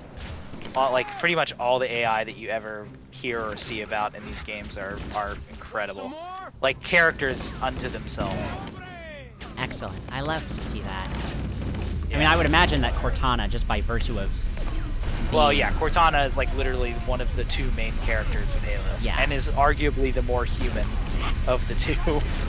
Which is actually something that they play on a bit in 4. Interesting. Yeah, but No! ooh, I'm getting needled. Can you go somewhere where you're not being needled? I am needling. I'm needling as good as I'm getting needled. That's All that's right. reassuring. We're directly under the ship now. Ah! There you go. Where's my sniper rifle? Are we bad or what? We're gonna board that thing? We need a plan. The Covenant use a gravity lift to move troops and supplies Oh, I'm between the very ship far and the away from my surface. sniper rifle. We need to ambush them at the grav lift's loading zone and use the lift to enter the ship. Okay, there it is. These turrets are very fun. I Yeah, believe we these probably turrets should are have called Shade. manned them. Whoops. They're pretty hard to like actually use without dying, because since like they keep you stationary, Hmm. it's pretty easy to get like blowed up. So what you're saying is you're not a fan of turret sections. I mean, I like turret sections if it's like possible to stay alive during them, but unfortunately, since this is Halo, uh-oh, I'm invisible. What? I can There's like pickups in this. I Yeah. forgot that there's just like weird like power-ups that you can get. It's in the 2001. first Halo. Things need to be video mean, they're- gamey. Yeah, there's always like weird like power-up stuff happening in Halo in some way or another, but like most of the time they're like justified by like in-universe devices and not like in Halo Reach they're called armor abilities, and in Halo 3 I think it's just called equipment, and it's like shit that you like pick up and drop on the ground. Whereas in like Halo 1 it's literally just like a box that you walk over and turn invisible. Hmm. Now, where do bubble shields fit into this? Bubble shields is a Halo 3 thing, Hmm. and they are very good, and also the bane of your existence if somebody else uses them. But they're good.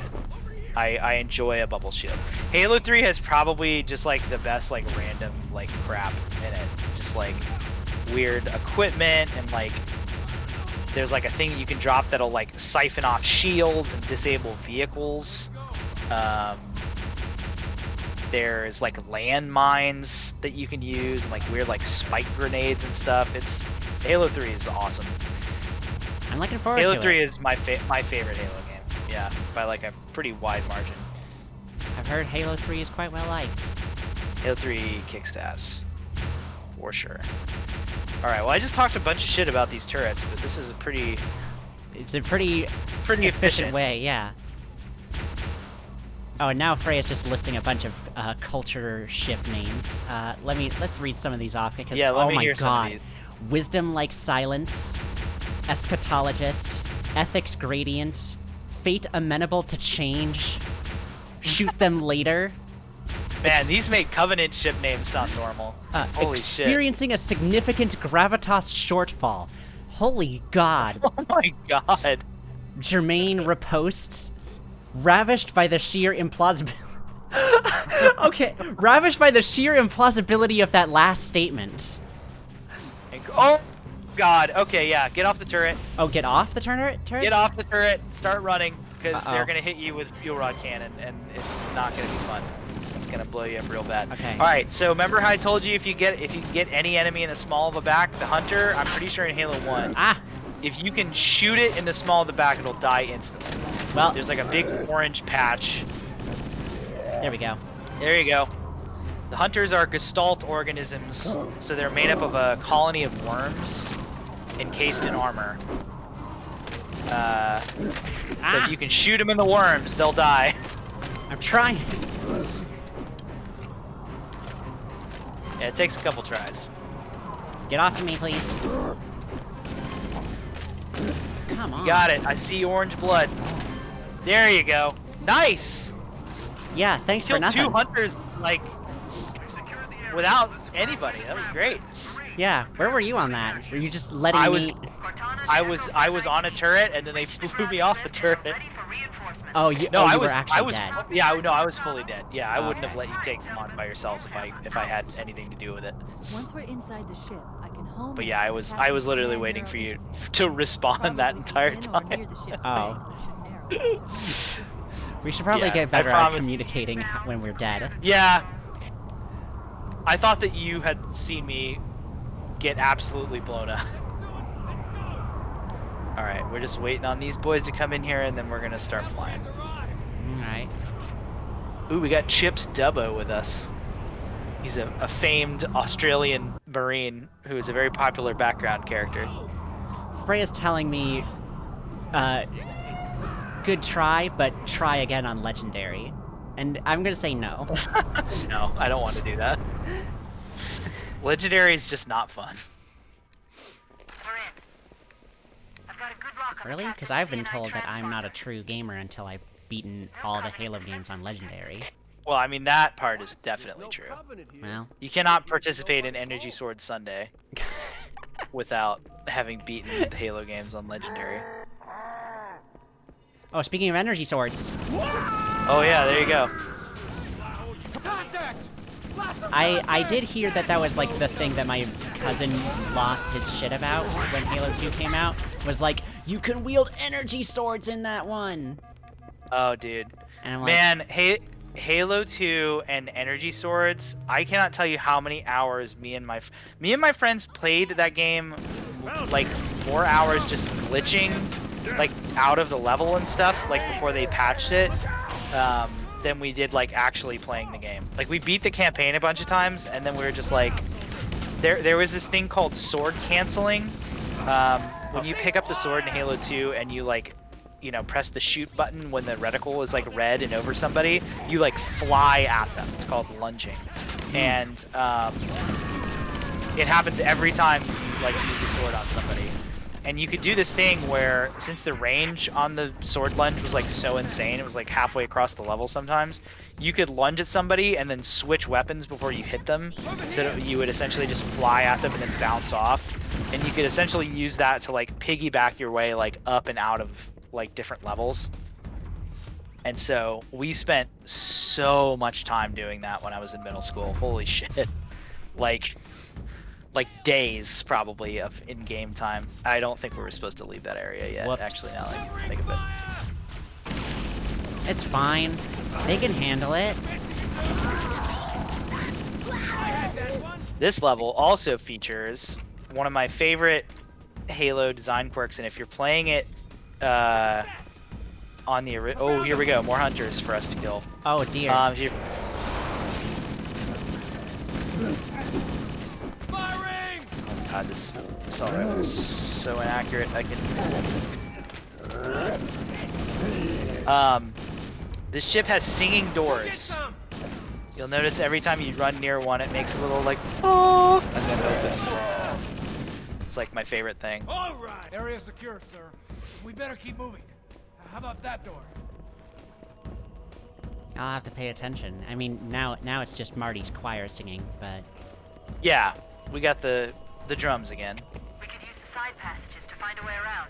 Okay. We'd be Yeah, we sitting gotta go ducks back. in that narrow space. We can hold this position if you can find a way around and open the door from the other side, Chief. okay. Chief, let's see if we can find a way to open this door. Okay, so apparently something I have to try next time is sword plus rocket launcher for like In Halo 2. yeah. Yes. Yeah, there's a lot of fun sword combos. I don't know how many of them still exist, to be honest with you. Like, yeah, sword plus rocket launcher for like a multiplayer match is like the best. But yeah, there's a lot of like weird glitching stuff that unfortunately just straight up doesn't exist anymore because they patched it out for like, you know, gameplay balance reasons. But it still bums me out because it's like Wait, I said, we did That's that a more lot than more actually down play there. the game. the Marines are Yeah, landing. and like honestly at a point like that, like I do have to wonder like that's kind of the funny thing about like balance patches in general, right? Is like the idea of like this is supposed to make a more even playing field for everyone, but at the same time, is it not also an even playing field once you know how to actually pull that off? Like even if it wasn't intended, it's still very much a Yeah. mechanic that people could take advantage of, and like if everybody can do it. The sword canceling thing, like, yeah, I just think that it was like Bungie just wanted people to use the sword as the sword, And what they didn't want is somebody who was like, because it was not obviously not an easy thing to do. It took a lot of practice, and also this was like pre the days where like there was a quote unquote meta for like online games. So like if you didn't know about sword canceling, you could easily like either think somebody was cheating or just like never know about it. Yeah. If you were like a casual player. So like I would need what they wanted was people to be able to fly at you across the map and hit you with a sword. What they didn't want was somebody to be able to have the sword and the shotgun and fly at you from across the map and halfway through you doing that shoot you with a shotgun and kill you. Because that was obviously like an unintended consequence of sword canceling that nobody would ever know about if they weren't like, you know, an avid forum goer like me and my friends were. If you didn't go on halo.bungie.net in 2004. So yeah, I could definitely see like now an argument to be made about it. But also, you know, game designers, they're like very finicky about like the game working like they want. And not like anybody else wants. So I don't know. I guess I'm just so used to weird bonkers shit going on in like Devil May Cry games mechanically. Oh yeah. Like I don't know, like the way that people engage with those mechanics to just pull off, because like what was it? There was a mechanic in 4 where like you could use an aerial block for Royal Guard to like basically like fly across the screen. It was like guard flying or something, and like that was so not a thing intended by the designers, but like it was a thing that people could do just cause, and like it would help them be more stylish, which like that's the point of the game, really. But then again, also Devil May Cry doesn't really have an online multiplayer function, like even in 5, which kind of does a little bit. It's not doing the same thing. It's not like a competitive thing. Yeah, once you have like people like beating other people with like unintended features, that's when it starts to get, you know, muddy. You know, but I see what you're saying. But that's like the whole, you know, that's also like the fun, you know, player developer relationship is like when they patch something out, the meta changes, and you know, you're on to finding the next thing. Sure. And then you get to use that before they patch it out, and it's like, you know, I'm sure people enjoy, you know, that aspect of it. Oh, thank you. Even though I'm sure it's like hell on the developers. But I don't know. I think what I would want is like, okay, for competitive, yeah, probably like patch that stuff out. But like leave the campaign alone. Like actually leave it so that you can pull those moves off in campaign. To be fair, I think that is what they did. Okay. Because there was a very specific Easter egg that I do believe actually required a certain measure of sword canceling to get to in Halo 2. That you can definitely still do in the Halo 2 campaign, like even in the like the remastered like version of Halo 2. Excellent.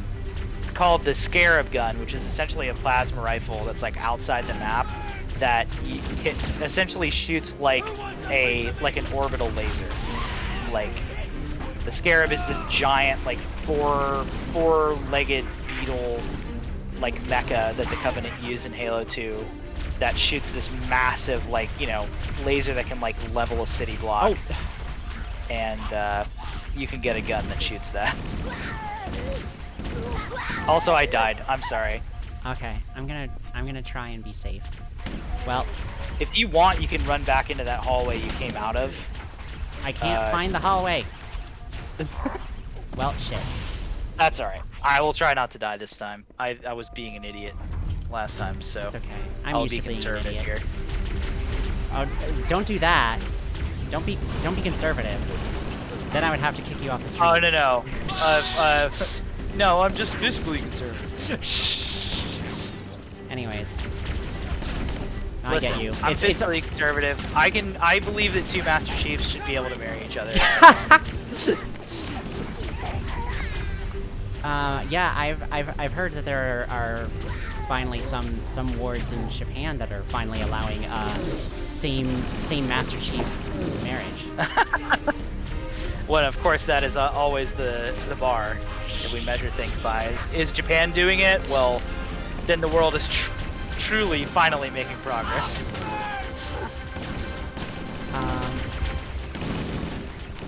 No, I always find myself saying that all the time when playing Resident Evil or some shit.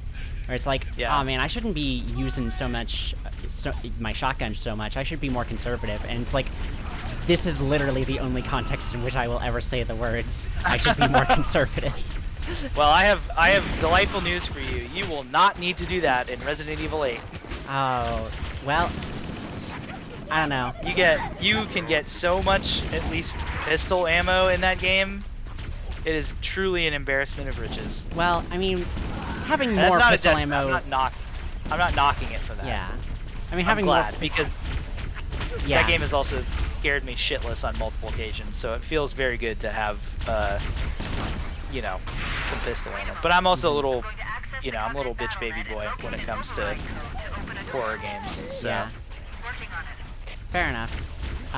There is a section in there though that I know is like objectively terrifying. It might not scare like everybody, but it definitely like there's a section that basically takes place in like pitch darkness, Oh, where it's God. like amnesia and you're getting chased by a monster that you can't like affect or kill in any way. That shit got me, because it's one thing if you go into a game knowing that that's what it is. It's an entirely different thing where you play a game with like a freaking grenade launcher and then they take it away from you and force you to do that. That is fucked up. I mean, it's fucked up in a good way. But Yeah. it's good. It's a good game. Resident Evil 8 is a fun, good game. I'm Ow. excited about it for it. I just wish that my PC was. I mean, here's the thing. I want to stream it, and I don't know if my like PC is good enough to even like play it, Yeah. let alone stream it. I mean, I don't know. I've seen some benchmarks that are like actually on a GTX 1060 it can run like up to 60. So it's like, all right, well, maybe. It is definitely not like a super like it definitely looks incredibly good, but as far as games that like are like incredibly taxing or not particularly well optimized, it is pretty well optimized and not extremely taxing, I don't think. Right. So there's a good chance that you might be able to do it on a 1060. I have a 2080, I think, Ti, so All right, so yeah, no issues there for. no issues here, but also like I do run into issues every once in a while. Like I definitely am not able to play it with ray tracing on. Oh really? You have a ray tracing yeah. card. I do, but I also have the first ray tracing card. That's so it doesn't true. really It is a do 20 very well. series. Yeah, it doesn't really do it very well. It runs most things, you know, better than I, you know, would ever need them to run, but ray tracing it is unfortunately not. Like, yeah, like really, what it should have said was, you know, the 30 series is the actual real first series of ray tracing cards, because the real RTX starts here. the only game that I've been able to run ray tracing on consistently with like not a huge frame rate drop is actually shockingly Cyberpunk 2077, because it also has like really in-depth DLSS options. So I can have ray tracing and DLSS on at the same time and take advantage of both of those things, and it actually works. But I also don't know, like with DLSS, since it's like so modular, I don't actually know how much actual ray tracing I'm getting. Right. Because that's the other thing. I can't really tell, honestly, like when it's on or off. Other than that, my frame rate is tanking, so that's usually how I tell if it's on or off. But still, you know, I don't, you know, it doesn't detract. But yeah, if you're not using ray tracing, then Resident Evil 8 runs incredibly well, and probably would run pretty well on a 2060 as well. All right. You'll be able to see Lady Dimitrescu's fat dumpy in all of its glory. I'm so that's all I could really ask for, truly. I mean, it is a really, I'll warn you, it is a really visceral experience. Because, like, there literally are moments where she's, like, chasing you around her castle, and you, like, don't know where she is and open a door and, like, literally just, like, stumble right into her ass at, like, face level.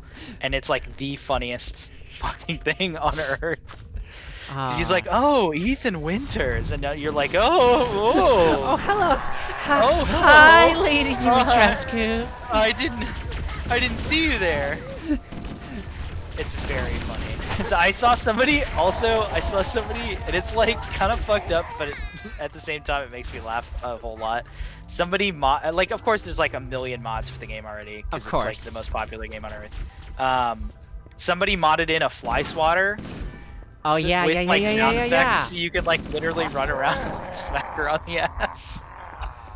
Oh, that's so hilarious. Like, essentially create your own mini game of like, how many times can you smack Lady Dimitrescu on the ass before she kills you? And it's more than you would think. Well, yeah. I definitely think that is still, having played all of the 4 like areas, like the 4 different areas of that game, I definitely think that's probably the best still. In terms of just like general aesthetics, because it's really hard to beat like a very fanciful Gothic castle. And also I like Resident Evil when it's more like pretty and not like just outright disgusting, which is, I know I'm saying like, you know, I like Resident Evil when it does a thing that it does very rarely. But that castle's really cool, what can I say?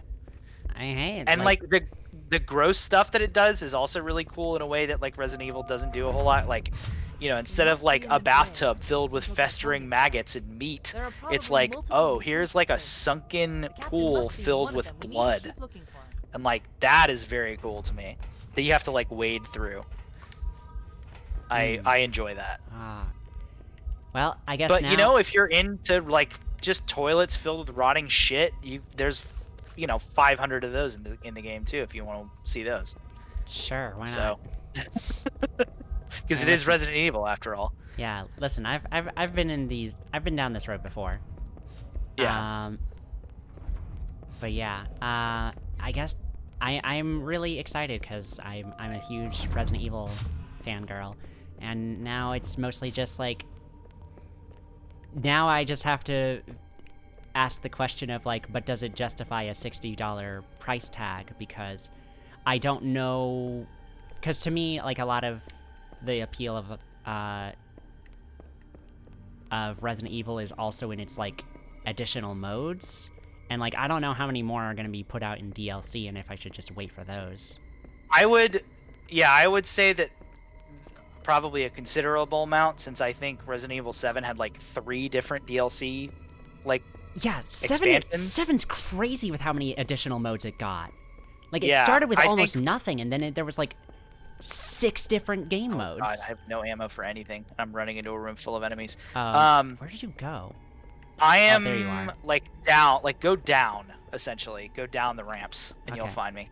But yeah, I will say this. Resident Evil 8 is a much bigger game than, at least it feels much bigger than 7. Although I don't know if it's necessarily a whole lot longer, but also, like, I'm not really doing, like, a ton of, like, the more, like, complicated, like, side puzzle stuff, because a lot of it is just, like, treasure. Right. You know? So, and honestly, it's not, like, out of me, like, not liking the game, it's that, like, it's out of me, like, literally not being able to handle the game, because, like I said, I can't really play horror games. Resident Evil is just too good for me to, like, not play. Of course. So, too good, and like too, like, much of that specific weird Japanese brand of just like pure insanity that Resident Evil and like Kojima games bring to the table, and like Devil May Cry, like that, like they're all within the wonderful globe of like weird auteur video games that like don't really make any sense on paper but are extremely good. The ring has some kind of deep But I will say, I just did a Bing search.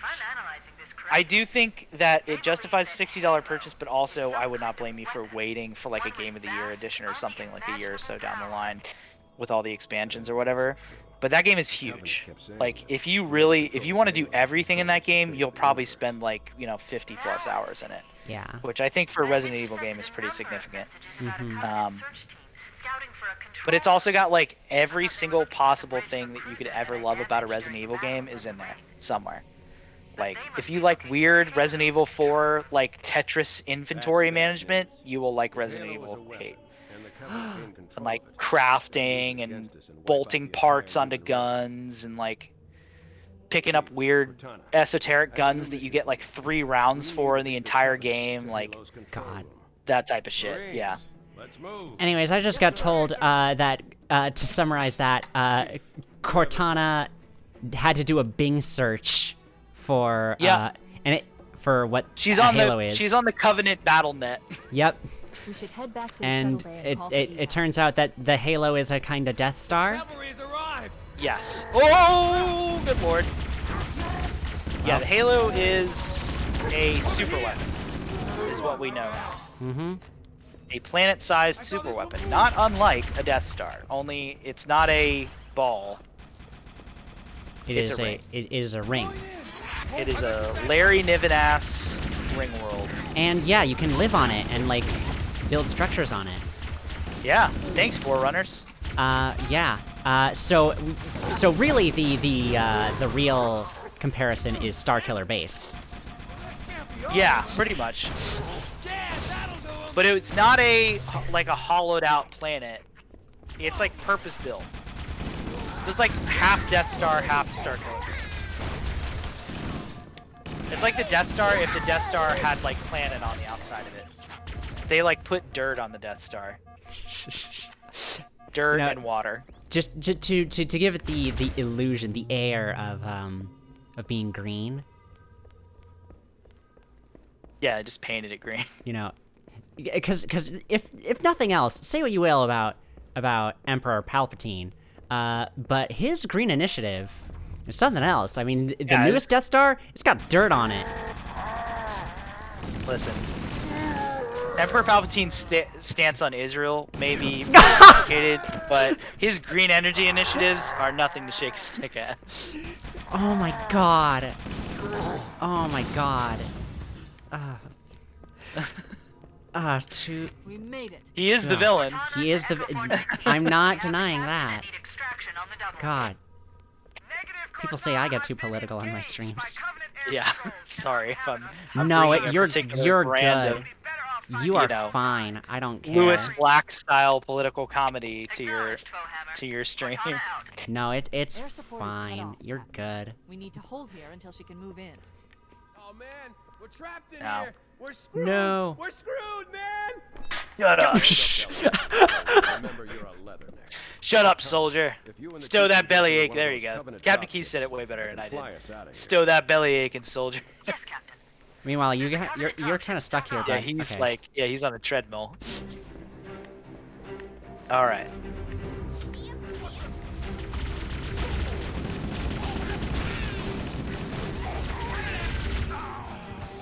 Yells in pain than a death rattle. No! He killed Captain Keys. Oh wait. Oh, we I have don't know to. if I've ever seen that before. Oh my god, we have to protect him. Ah, this I don't sucks. know if I've ever seen Captain Keys die before. Legitimately. That's Well. really funny. All right. Well, we gotta get some. I gotta get some ammo for some of these guns. Oh, or I could just die, and Captain Keys could die, and everybody could die. I don't even know what happened there. The whole room exploded. All right, let's try that again. All right. There we go. Oh, okay, that was the elite. I see a body drop in front of me, and I just immediately assume it's mine. We made Nice crossfire. There we go. Cortana to Echo 419. We have Alright, the I captain and desperately need need extraction on the double. some kind of alternative to the assault rifle because I have no ammo right now. Do you want me to drop my assault rifle and then I'll stick with something else? No, keep yours, and then I'll Acknowledged, Foehammer. just get a Point plasma on pistol out. or something. I don't know. Air I have supply the is cut needler, off, Captain. so I'm pretty Wait, there's much an assault covered. rifle over here. She can move in. Oh, is there? Oh, man. Yeah. We're trapped in here. Oh, it's just We're on the ground. screwed. We're screwed, man. There we go. Oh no, that's mine that I dropped that has no Oh. ammo in it. Oh, Yeah. okay. I'm an idiot. You and the chief can get us into one of those Covenant dropships. I can fly us. And of course, and you know what? I want to say this Yes, plasma pistol There's is a the one I Covenant dropped dropship when we still came docked. through here the first time. So it's cool. They just don't give you any guns. All right, now Well, we just I guess pray that that means we'll need Captain to. Hughes doesn't get needled. I guess that just means we'll need to be grabbing more Covenant weapons. Then I guess. Oh yeah, no, I'm fully kitted out with Covenant weapons at this point. At least for the rest of the level, I will be.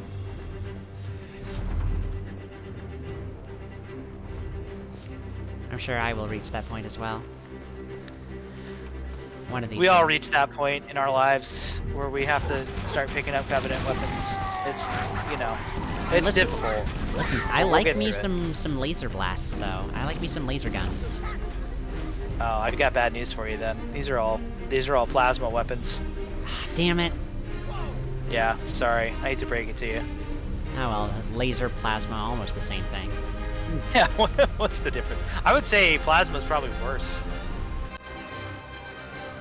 Plasma burns. The dropship It does burn. Everybody, mount up. Let's get on board. All right, Captain. Although I've seen scorch marks from laser bolts in Star Wars, so I guess they burn kind of Oh. too. Give me a Those are minute to interface blasters. with the ship's controls. No need. Do they not? I'm Do trying to blasters think of not? like blasters. I think are technically not laser weapons because it's not a continuous beam. Mhm. They're like bolts. I also don't think like blasters like that. I don't think that's like they've come up with like an actual technology explanation for those in Star Wars. I think those are just like those are the guns. Yeah, I think it's just could just be as simple as it's a fucking gun. Just Yeah, it looks cool. What else do you want? you know the All visual right. shorthand of using guns? Like it's just a sci-fi version of a gun. Deal with it. Yeah. Well, I would, believe on that what behalf they of the call the entire Halo silent community, I would like to cartographer welcome you to the best somewhere level in the under game. this island. I've heard Cartographer I've is a heard map whispers runner of that the leads silent us to Halo's cartographer. control center. Silent Cartographer is The island has incredibly multiple good. structures and installations. One of them contains the map room. We're approaching the LZ. It's gonna be hot. Get set to cut out quick. Touchdown! Hit it, Marines! Doing it. I am ready to hit it, Marines. Do, do, do. Like Space D-Day. Yep. As intended. God. Not the only Space D-Day in these games either. I should hope not. Yeah, Halo Reach has a very good one. Oh, Halo Reach has a Space D-Day where you're like fighting through a D-Day to go into space on a rocket. ooh, fucking very awesome. fun. Oh my god. Area secure. All I'm excited to see how this all plays out. I mean, I know inbound. Oh yeah, well it only gets better from here. I mean, Halo 2 is pretty, I would say probably the weakest of the original trilogy, but it's still, story-wise, is pretty awesome. It definitely has some moments and some fantastic characters get introduced in Halo 2. The Arbiter, Miranda Keyes, yeah, some great stuff happening in that game. And it's like the Move out. first Let's go time find when the map Halo that shows the stops location of Halo's control feeling so much like just like a on-rails FPS and starts feeling like a sprawling like military space adventure. I mean, it still with, kind of like- feels like that right now. But It feels like that right now, but it's like, oh, but this is I'm like talking nothing about, in like- comparison to what we'll see. yeah, like it's really when Bungie starts coming into their own with like how to write like a truly like intergalactic story with intergalactic stakes. I believe we might have to go up on that ledge, up Okay. there. silent cartographer. But we can kill these guys first. I mean, whatever will make our lives easiest. Keep it up! Yeah, whatever. Yeah, any opportunity we have to kill Covenant, we should probably take it. Of course, we're going for the high score after all. Oh yeah. Yeah, it's like Miss Pac-Man and then Halo Mm-hmm. in terms of high score. Yep. God. You know, since we are talking about Halo and high scores, Yes. this just brings me back to a time in my life I would like to move away from this, where where like so often I would see Oh yeah, just park that bad boy right at the there. Okay. Here, pro tip. pro tip. Aye, the bird!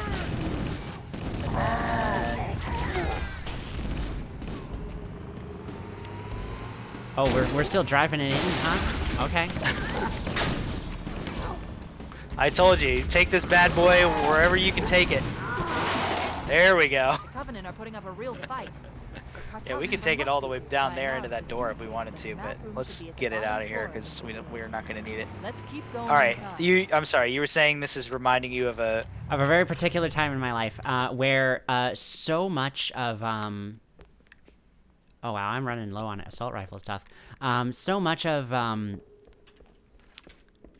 what I would see, just like in terms of like people talking about video games on Don't let them lock the TV, doors. was literally God, just was literally just a bunch of Fox News segments about how like how video games are these I corrupt evil underestimated the things now. Covenant's understanding Oh, of yeah. their subsystems. And like They've locked the I doors, was and we don't I was have just enough as baffled firepower to then get through them. as I am Cortana to always keys. for a lot of these. Oh yeah, well, as Um, anybody in our generation would be. That's not like a Mormon, Mm-hmm. you know. Negative, Captain. Yeah, The and Covenant like have impeded our progress. I will Can't say that proceed like unless we can disable a lot this of the installation's security system. a lot of the discourse about like the points being brought up by pundits about video games, like I understand kind of where they're coming from.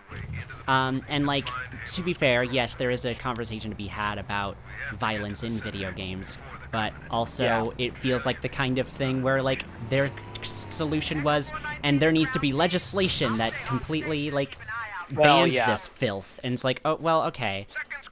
I mean, Well, it's, coming from fucking Fox News, that's like very rich. mm-hmm. The small government kings and queens over at Fox News.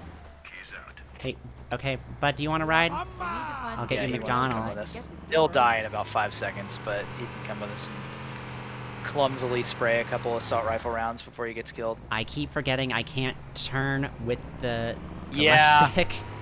You're good. We'll get there. We will definitely get there. It's fine. We're good. Oh, hey. It looks like there is a path into the interior of the island. Do I want anything over here? Probably. Get probably some help. Ooh, I'll cover you. Just keep gathering.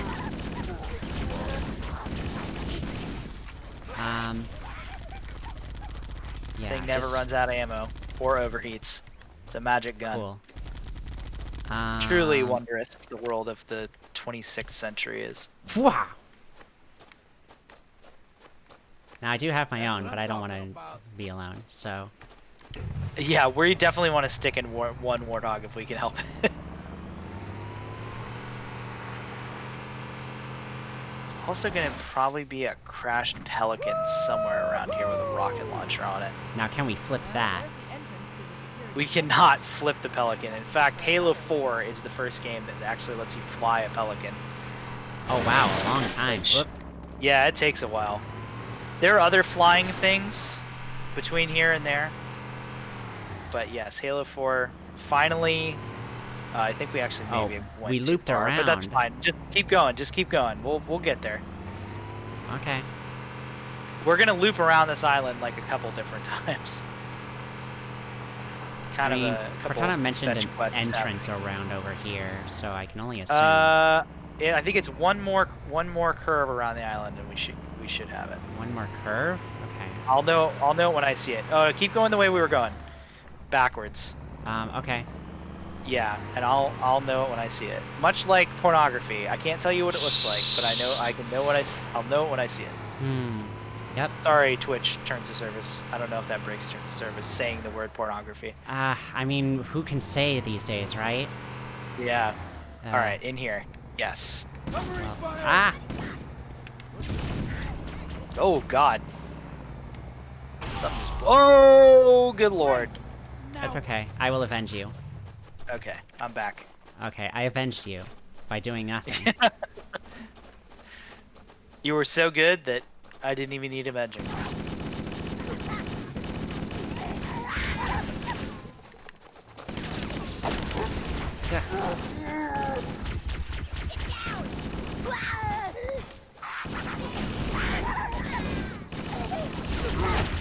So yeah, I must have turned off the birthday cheers for grunts, because it's not happening for me anymore.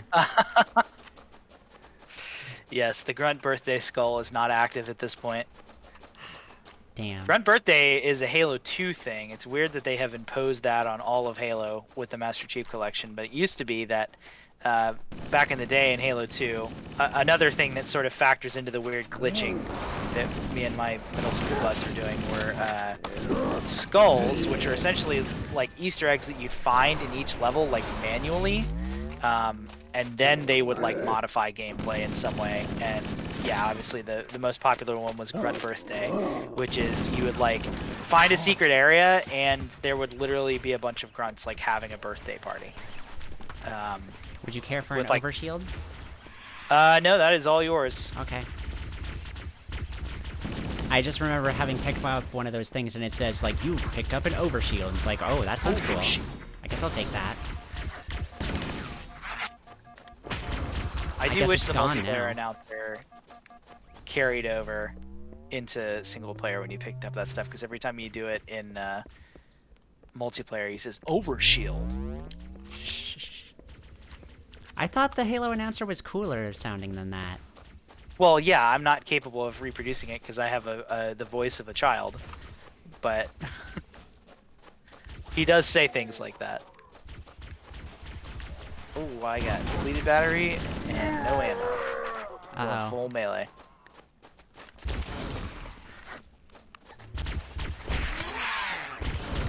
Well, do you want me to drop my assault rifle again? No, you're good. I got a needler again. Okay. Huh. I'm glad that you can be cared for in this way. I think this way? Yeah, this way. This is... yeah, just follow the corpses until there are Going are to- bodies that aren't dead. Oh, that's a grenade. We're going to find the actual cartographer. The titular silent cartographer. Ooh. Okay. Oh, there's a bunch of overshields here. I guess they didn't have any confidence in us.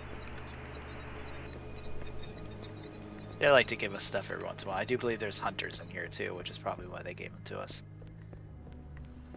Yeah, speak of the devil, and he shall appear. Well, that's fine. Hey, fucker.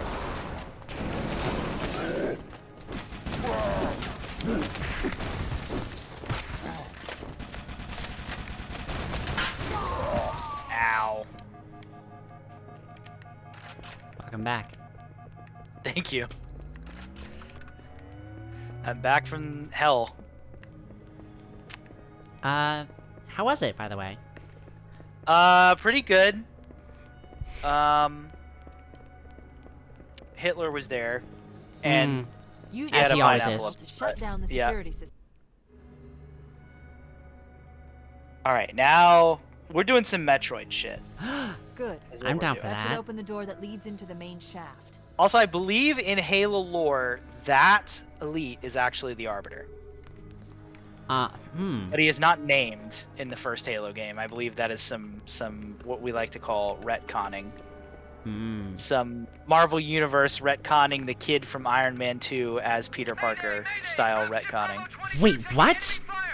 Yeah. I didn't. Okay. So I The haven't.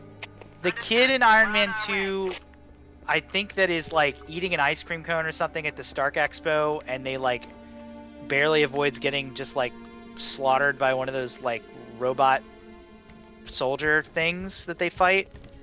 I believe that is now supposed to be Peter Parker, even though the like timing doesn't make any sense. What the fuck? But we're just supposed to overlook that, I guess. Yeah, I guess. I'll be honest, I stopped watching any Marvel things after Bravo 22 is bringing us some heavy Age of weapons. Ultron. After I So saw like you were up hearing against touch- anything Oh boy. Yeah, no. Let's meet Hearing on the beach. anything Keep an eye from out for phase any 3 and cargo we 4 can just salvage. sounds like a fever dream to me. Of like, what are you talking about? It's amazing too, because you stopped watching at like a true low point for Marvel movies. Age of Ultron was. I mean, it was. That's why I definitely stopped watching them. I know. I think I'd probably rank it close to the bottom, if not the bottom, of Marvel movies, just because of just like the sheer unadulterated like Joss Whedon bullshit in that movie. Yeah, it was that, and also just like I was getting to the point where, at least just me personally, like they were starting to all blend together and feel samey. Yeah. And from what I've been told about even phase 3, that hasn't stopped. But I guess that's just because I don't know. It But finally seems like they're getting to a point now where they're allowing like some variants. Like they're making that like Shang-Chi movie, which looks to be more like a wuxia, like high fantasy movie more than anything, which is interesting for like a Marvel movie. And the like WandaVision and Falcon and Winter Soldier were like in some ways definitely allowed to deviate from the like Disney norm, in especially with Falcon and Winter Soldier, considering how they like a shocking amount of that show was like essentially like finger wagging at the US government for its treatment of veterans and black people, which interesting. was incredibly surprising for a show that Disney allowed to be made. But then it ended in a way that just completely undercut like the seriousness of like 100% of that shit. So maybe I I mean, that's the how fact that I've it was heard. allowed to happen at all, Yeah, it still surprises me. and that just Where sounds. are you at, by the way? I'm back at. I don't know. I'm so lost. I see your Oh green no. arrow. Yeah, you're. I just saw your radar signature here for a second. Hold on. Please get ahead of That me yours? enough so that I can just teleport.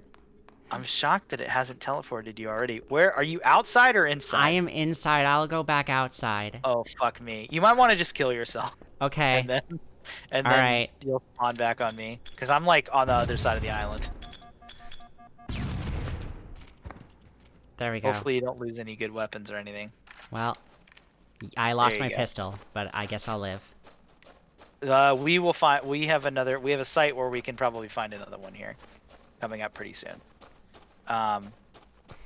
But yeah, no, I mean like I still enjoy Marvel movies mostly because I'm still kind of a comic book person. But yeah, Sure. I'm certainly not like taking them seriously, and I'm definitely not gonna be the person that's saying that like that fucking one line from WandaVision that everybody was freaking out about for a while like is like, you know, like Shakespeare level good writing or something. But Yeah. okay, here, Crash Pelican, we have a rocket launcher and then maybe also a pistol, so you might be able to get a twofer here. Now here's the question: what do I go with? Well, you're It's definitely gotta- gonna want the rocket launcher for sure. I'm sorry, you mean the spanker? The spanker, yes. You're definitely gonna want the spanker, no matter what. And then if maybe there's a pistol in there, I don't know. I don't need anything else at this point. I have a rocket Okay. launcher. You Ho do. ho ho. Definitely do not shoot that thing too close to yourself, because it will kill you. Splash damage on it is obscene. So yeah, we're going back to where we were, where the elite locked the door. So if we just keep going around to where that that ledge was that we had to go up on, that's where we're going. So it's, I believe, the next area after this one. Okay.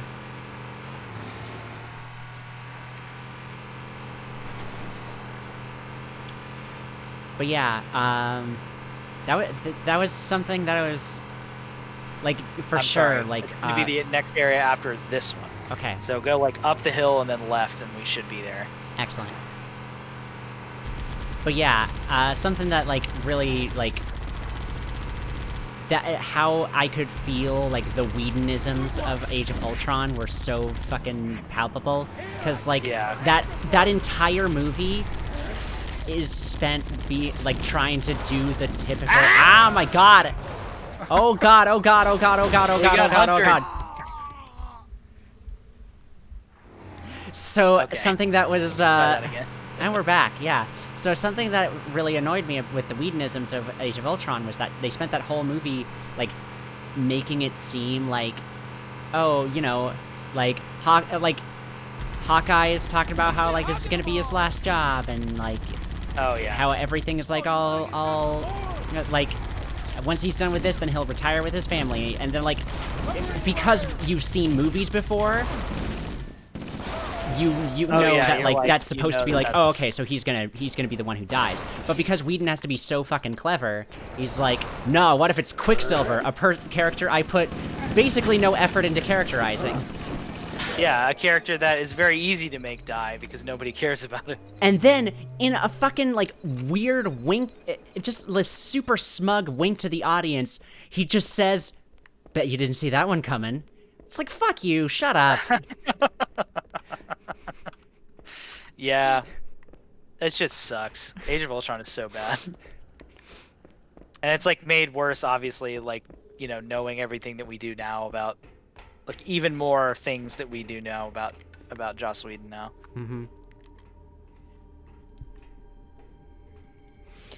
Anyways, the level is called Shafted. I just wanted to point that out. That's the other thing with Bungie is the creative, like, it's not even really levels. The game is separated out into like chapters, I guess. Mm-hmm. And all the chapter names are all quote unquote clever. Mm-hmm. Well, it's more clever than our Chapter good boy 3. Whedon. Oh boy, Yeah. would you imagine a Joss Whedon directed Halo movie? Now that would be the worst. Please don't even summon that specter. That curse. That is an abomination Oh my god. in the Dune sense. I shall not countenance it, even in the slightest. I don't know. I could imagine something like listen, Cortana's already got the snippy one-liners, right? So like I know clearly, that worries me. that's the worrying element of this, is that she very much could be a Whedon-esque character if taken in a slightly different direction than she is now. oh my god. Well, I will just say, thank God he has been disgraced and Me Too'd. And hopefully that sticks and we don't ever have to hear about him anymore. Yeah, here's hoping. Oh, And also, I just want to say thank God Neil Blomkamp didn't end up directing the Halo movie, because if his post-District 9 works are any, you know, I don't want to get a Chappie style Halo movie. Is what I'm saying. you weren't a fan of Chappie? Not a huge fan of Chappie, no. It's Chappie was an incredibly unhinged, altogether too South African movie for me. yeah. I mean, And I have South African friends. I know more about South African culture than I care to admit, but you know, mhm. I'm good. Okay, people, we got company coming. Let's set the table. I mean, Engage enemy forces on site. here's the thing: is like It'll be easier to hold them off from I inside didn't- the structure. Can you get inside? Negative. it's They're funny to closing me in too that like fast. Negative. Chief, I'm not the biggest fan of District 9, but like I could see the appeal of that movie very clearly. Yeah. And We'll be in a like tight spot if we when don't get out of it here was before announced that he additional was doing reinforcements. Elysium, Let's find that it map. seemed to me like it was a much more generic movie than District 9 was, and Yeah, I thought it is that a like much more generic movie than District 9 is. and so I thought in some kind of small way that like Chappie was meant to be sort of a return to form of like, okay, the big Hollywood style didn't do it for Blomkamp, so he's gonna go back to his roots and do something a little bit more creatively interesting. But apparently the result of Yeah. that is that it just ended up being really bad. I mean, it just wasn't like, I don't know. I'm sure there was allegory there, but like, you know, it wasn't as cleverly handled as the idea of District 9 would lead you to believe. And also, I feel like he had a co-writer for District 9 and stopped. Like, oh shit, I fucked up there. He had a co-writer for District 9 and like stopped having a co-writer for like the There. rest. That hollow panel should activate the And map. so he like wrote and directed everything, and that was like, you know, he suffered from the J.J. Abrams problem, where like J.J. Abrams is a great Lila's director control at the center type is of movies that located he's there. good at directing, That but structure appears to be some he's sort of temple or a shrine, if I've terrible interpreted this screenwriter. correctly. Yeah. He just like, you know, he just has bad ideas and is bad at implementing shrine those is an ideas unlikely if place like, you to know, put he doesn't such a have somebody else significant to installation. clean it up for him. So Cortana it's to like, Captain Keys. yeah, Yeah. Blomkamp is like that, but arguably Captain is worse. dropped out of contact, Cortana. That sounds Ship's very out of much range like or having equipment Hideo Kojima, where Keep trying. I feel like Let me know when you've the reached writing contact. quality of his And then games tell really him that started the dropping master once chief and I have determined the location I of the forget his control name. It center. was We'll be heading there as soon as we're topside. Oh, I'm not gonna remember Tomoshika. that name. Affirmative. Full hammer. I don't remember, but like there was a co-writer that was Right. with that was writing those games with Kojima with on MGS 1, 2, and 3. Yeah. But then he left, and then like I don't know, like I'm listen, I don't hate 4 or anything. I let it be known that I am not that in on this channel, in this house, we respect Metal Gear Solid 4, but also like the actual quality of the writing and the script leaves a bit to be desired. Metal Gear Solid 4 is good because it is like an entirely unhinged piece of media from start to finish. It is just absolutely batshit crazy. Yeah. The And fact that there's an entire sequence where the ghost of Psycho Mantis freaks out about the Rumble, you know, about DualShock 3. about DualShock 3, like truly one of the craziest things I've ever seen. And like I know I'm saying this having, you know, played Metal Gear Solid 1 and seen the like whole thing where you have to like read the codec code off the back of the box and all that type of stuff, like all the weird meta games that Kojima likes to play. But the fact that there's a sequence where they literally force you to put your controller on the ground so that Psycho Mantis can move it with his mind Yeah. is, I mean, it's incredible. There's definitely no other games out there doing stuff like that, Exactly. or like brave enough to do stuff like that late. That's like a PS1 like Silent Hill level, you know, Yeah, back exactly. when games still had room to experiment. But yeah, no, I feel you. Like, yeah, Metal Gear Solid 4 is definitely good, or like, I don't know if I would even call it good, but it's like well liked for reasons entirely different from the first 3 games. Yeah. Um, Yeah, and now it's just like Kojima's only co-writer is his yes man Shuyo Murata. yeah. So Honestly, though, that's the thing to me about Kojima games is that like as the stories keep getting dumber and dumber and like make less sense, the games themselves just keep getting more playable. So like, it is difficult, huh? Well, Yeah, then here. like- So wait, would you then say that Death Stranding is his most playable game? yeah. Wow, sure. more so than MGS 5. Interesting. If you, yeah, because it's like I definitely encountered like bugs and like weird like gameplay quirks in Metal Gear Solid 5. Like especially even the gunplay was fairly dated, whereas Death Stranding, like if you get it, it's an incredibly clean, like well-made game. That is true. It's very like, clean. It's not janky because it's like a weird game. It's janky because that's like the way that the systems are, you know, are set up. Like the fact that, and it's like the attention to detail in Death Stranding really lends itself well to the gameplay too. Like the fact that like you have to be conscious of like when you're like crouching under like a ledge or something that the packages on your back will like hit it and fall off if you're, you know, not careful or like not conscious of like the height of your backpack or whatever. Like that's pretty wild. And like cool and like not the type of stuff that like games normally think about. But also like you're talking to somebody who has like over 100 hours in American Truck Simulator, and Death Stranding is essentially like American Truck Simulator written by Hideo Kojima. So like I am the perfect person to like the way that game feels and plays and like the stuff that you do in that game, which is a word just like monotonous horseshit that no human being should actually enjoy. Yeah. So, you know, I'm the wrong person to ask. Oh god. Oh fuck. He killed me. Well, he is That was the bad. Arbiter after all. He is the Arbiter. But that's weird because that maybe is not the same one. I'm gonna say that that's maybe not the same. That's not the same elite. That's a different one. Oh my god, one hits. Oh shit. Fuck, grenade.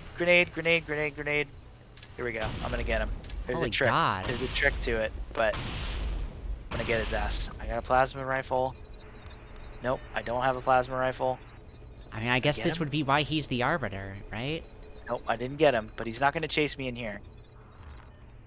I do actually kind of like that, like, just conceptually of, like, oh, this random, enemy you fought happened to be, like, this big deal. And then... You okay, got him. I sure did. Congrats, you killed the Arbiter. We did So it. that's the thing. That's the reason why I think he might actually not be the Arbiter, or like that's a different one, is because you kill him. Yeah. The Arbiter is like one of the main characters of Halo 2. I mean, I would assume that, like, the Arbiter in Halo 2 would be, like, this guy's successor, yeah? Well, no, because the Arbiter in Halo 2, I mean, you'll see it when we get to it, but the Arbiter in Halo 2 specifically becomes the Arbiter because he fails at preventing Master Chief from blowing up Halo in the first game. Which is a bit of a spoiler. You do blow up Halo, but that, I feel What? like that's... Yeah. Yeah, we're gonna blow up Halo. Fuck. Minor spoiler there. This is a game from 2001, so... But, yes, we do... There is some blowing up of the Halo happening at some point in this game. But yeah. Oh yeah. That's it. That's Now it, we get that's the it? Pelican. We just That's needed to... We found our silent cartographer?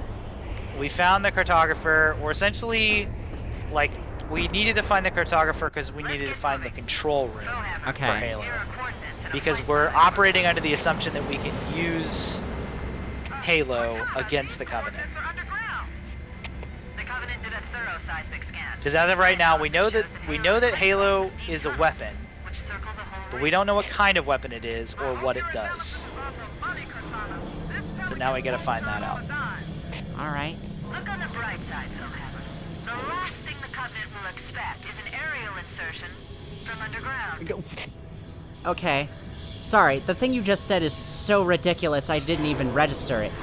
An aerial assertion from underground. I mean, that is what we're doing. I guess so. Listen, this is Halo. The planet's a ring, up is down. It sure is. The control room is being assaulted. Ah. It's a pretty looking control room. I would have been your daddy. Yes, there's another. There's some more Bungie naming conventions for you. This is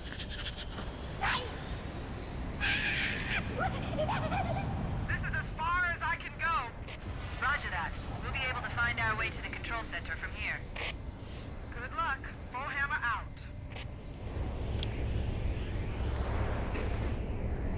Pop.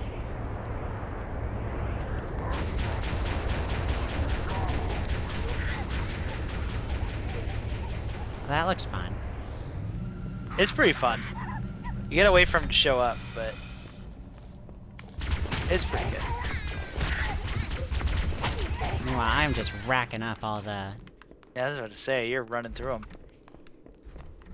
What can I say? I learned from the best. You are a pro gamer. So people have sometimes told me.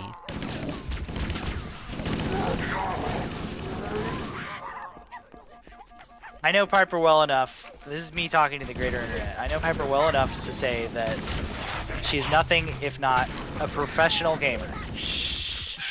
And there is no more professional game for a professional gamer than Halo Combat Evolved. Thank you. It is literally an evolution of combat. Yeah, and to evolve Government is to presence be here is better, stronger than I right? anticipated. Yes. They That's seem to how- have the entire region secured. Honestly- So much better that you in fact become a professional. Oh my god, thank you. This is the most validating experience I've ever had. There you go. You know, having a room full of people call me by my The weather name. patterns here seem natural, not artificial. I wonder if the ring's environment systems are malfunctioning. All of the Playing Or if the designers Halo playing Halo, yeah. with somebody who's been playing it since they were... Fuck, how old was I in 2001? 10? Do you want to? Yeah. 10, basically. I don't turn... my birthday isn't until December, so I'm basically like, you know, the year minus one from 1990. But... Oh! Forgot these break. I just there's discovered. another store to leave. Yeah, same level.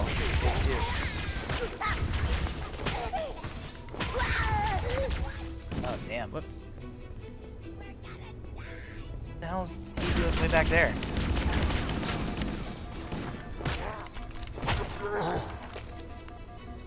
I don't know. I'm just.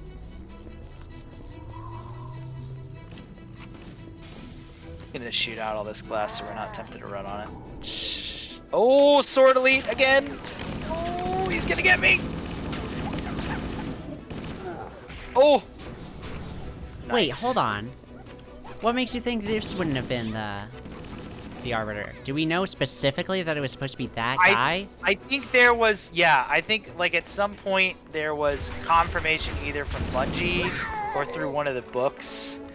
Because there's a novel, weirdly enough, there is a novelization of this game. Of course. It's called The Flood. It's like part of a trilogy of books that take place before, during, and after this game.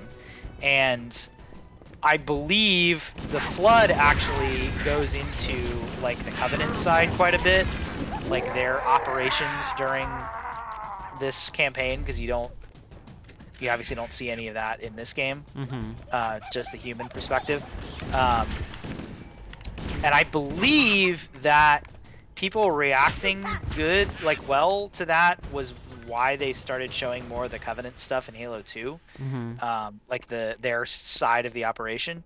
But I do believe that the Arbiter is a character in the Flood, and it is confirmed at some point in that novel that elite on the other side of that door is in fact him. So Weird. Well, which I think would confirm my theory that the one that we killed is a different gold armored sword wielding elite. all right. You're the expert. I will trust your. That could have been retcon though, because also almost all of Fall of Reach has been retcon since, because Halo Reach, the video game that takes place during the Fall of Reach, like changes a bunch of canon. So kind of like how when Disney bought Star Wars, they like erased all the late EU stuff. I was going to say that, like, okay, so that story was put into Halo Legends, but then I remembered that Halo Legends is a thing already. I believe that it's one of those things where there's two ways of looking at it. Either just don't think too hard about it, because it's not like, it's not like huge details. It's just like where were certain characters at certain points during the story. And so I believe it's pretty easy to just like kind of not think about it, and you can just kind of, stay sane. But I believe Bungie were the ones that officially had to like come out and say like basically like games first when it comes to canon, because Yeah. there wouldn't be any books without the games. So just, you know, treat the games as canon and everything else just sort of radiates out from them, much like Star Wars. Mm-hmm. Movies are canon and everything else is kind of secondary. Much to So- my sheer annoyance. Yeah, unfortunately, we can't just erase the sequel trilogy now. Yeah. Because, like, oh my god.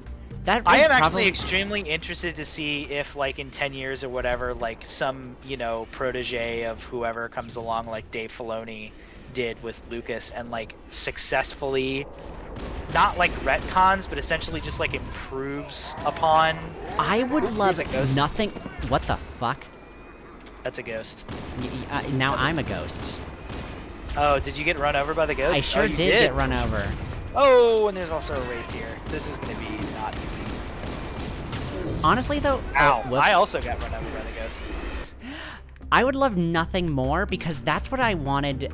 That's what I was thinking would be the case for Resistance, is that it would be Yeah. this show that would be, like... That would delve deeper into the particulars of the First Order conflict, because like Yeah. that's something I was like fascinated by more than anything with when the sequel trilogy was announced, was like, okay, I want to know what the deal is with the Knights of Ren, because they seem Yep. cool and unique. I want to Yep. know what makes them different from Sith, and like I guess there's answers if you read the comic books. Yeah, there's a like the Kylo Ren comic book is pretty significant. But I wanted that in the movies, is the thing. Yeah. And then No, the I mean, movies you're right. forgot the Knights existed in The Last Jedi, and then they made them complete nobodies in Rise of Skywalker. Well, and not only that, but like there was the whole shit with like the all the stuff set up with Snoke at being like the big bad, which I guess, like I know, you know, Rian Johnson's whole attempt was just like, what is the Kylo Ren's line in Last Jedi? Kill the past, or like, Let the past die, you know, kill it let if you the have past die, kill it if you have to. Yeah, which is a great line, but like, you know, obviously got completely undermined by everything that happened in the last one. But, Oh, 100%.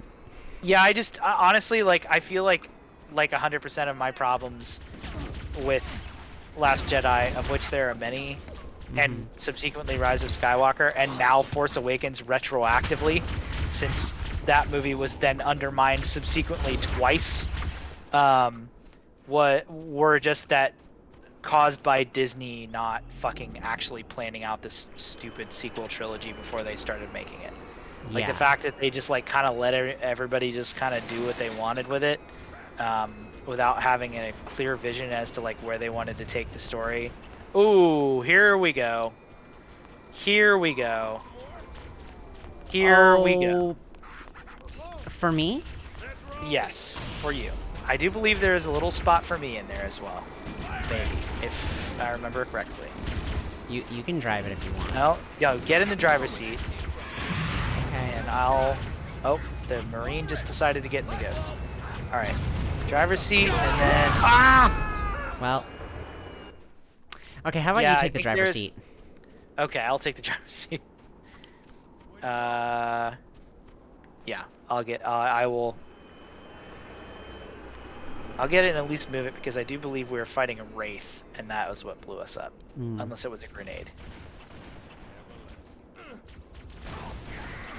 But I also believe there might be... Oh wait, no, this is Halo 1, so there is no turret.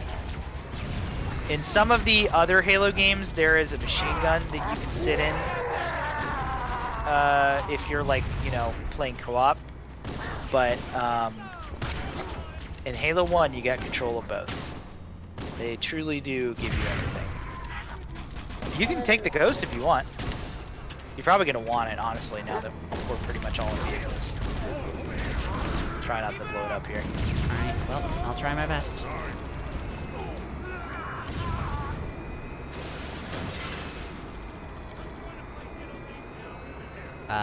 Everything okay? Yeah. Cool. Looks like everything died over there, and now we can get moving. Yep.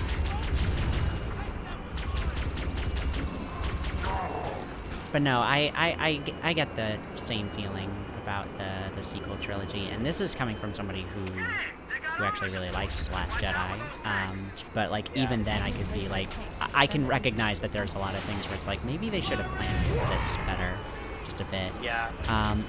And like it's weird because the defense is like, well, did you really think that the original trilogy or even the prequel trilogy were like fully planned out from the start?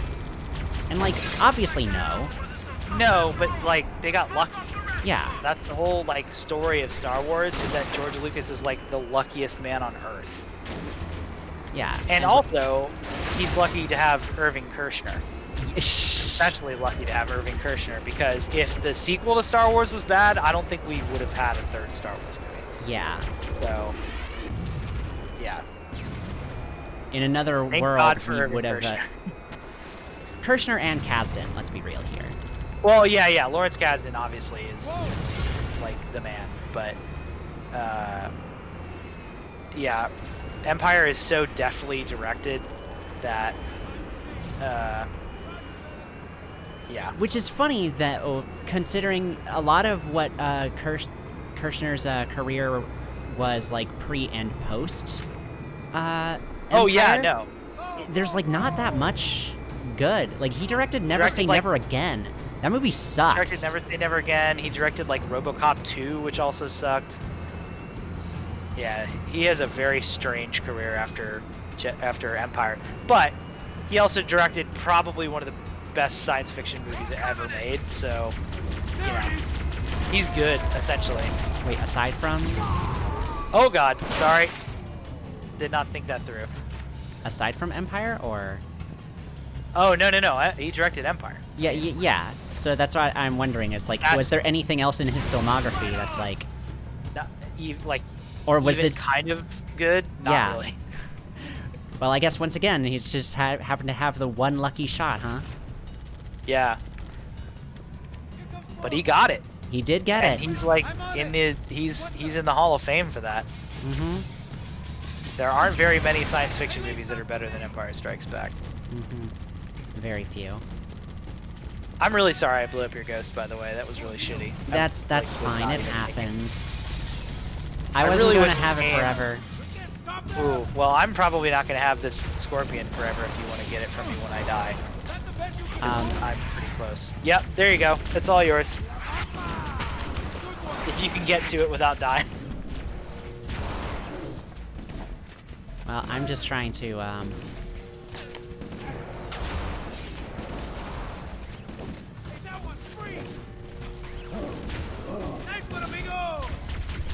I'm just trying to deal with this right now. Oh yeah. That is a problem. We're done. There you go. Nice. We're back.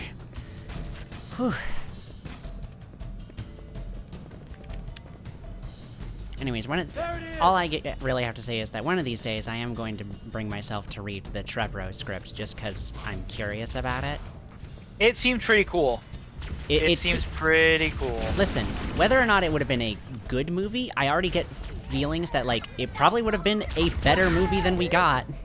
Oh, for sure. I don't think you'd really have to try that hard to make a better movie than... what is it? I can't even remember its Rise name. of Skywalker. Rise of Skywalker? Yeah, terrible. God, even the Awful. name is awful. I mean, to be fair, The Duel of only- Fates is not a great name either, but that's clearly, like, a working Oh, title. but like the fact though that references the first in the the first movie in the canon I know. is cool. Is very cool. And it also like thematically makes more sense. Like it literally two people's fates are dueling. True. So is there something we're missing here?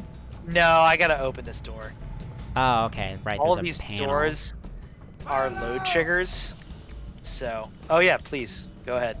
Hey. Have fun. And also don't worry about leaving me behind because I'll just spawn on you whenever you get to the next checkpoint. Well, it's more I don't want to run you over. Oh, yeah. Here, I'll let you get in front of me then. But yeah, Trevorrow's script is pretty cool. I've read bits and pieces of it, but I've seen like, you know, just like the general like thesis statement of it, and it seems really interesting. I certainly would have been more enthusiastic about that being made than Rise of Skywalker. As soon as I saw that J.J. Abrams was directing the last one, I was like, oh no. Yeah. Because I knew it was just going to be a pissing contest at that point.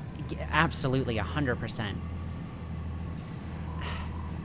Now, here's the real question, though, is that would the trilogy have been better all under one director, or should they have gotten just a completely different third director?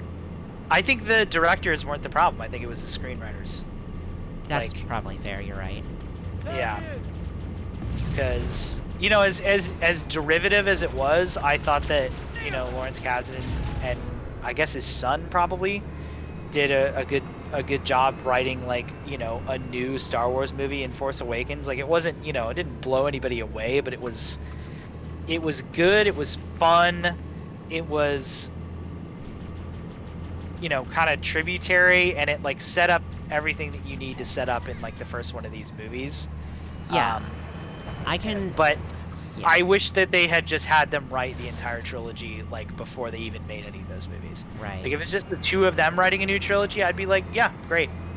And yeah, if it was like the original plan of like J.J. Abrams, Rian Johnson, and Colin Trevorrow, I don't think it would have been a problem. They would have been three, I think, distinct looking Star Wars movies, and like obviously Rian Johnson has a very particular directorial style, and so does J.J. Abrams. Like J.J. Abrams, you can spot his style a mile away, and I don't necessarily mean like lens flares. Yeah. Because there wasn't any of that shit in, but like from like literally the first step that the stormtrooper takes off of the transport in Force Awakens, you can tell that it's a J.J. Abrams movie. Yeah. Just like those Dutch angles and like, you know, all the how quick all the cuts are, like, yeah. And I like that. I thought he was like a perfect choice. Oh no, I forgot that was you in there. No, you're good. It's an easy mistake to make. The Green Arrow is not big enough. You're good. Don't worry about it. I did the same thing to you. So, but yeah, I thought he was a great choice for the first director, because I was like, you know, it was funny, like, because I was watching those, every time I would watch one of those Star Trek movies that he directed, I was like, man, he'd be a really good Star Wars director. Yeah, I mean, arguably better Star Wars than Star Trek, if we're being real. Oh, 1,000%, yeah. He was always a better choice for Star Wars than Star Trek, but, yeah, you know, I know the cool thing is now, like, to hate on Force Awakens, but I still really like that movie. I think it does its job, basically. It is a perfectly serviceable movie. Yeah, and it's just sad that, like, it, you know, like, essentially none of the stuff that happened in that movie was ever really capitalized on, you know? Because it was, you know, Disney just didn't, for some reason, didn't plan. Did you kill yourself in the tank? I think I did. I didn't know I could do that. To be honest with you, I don't know if I could do that either.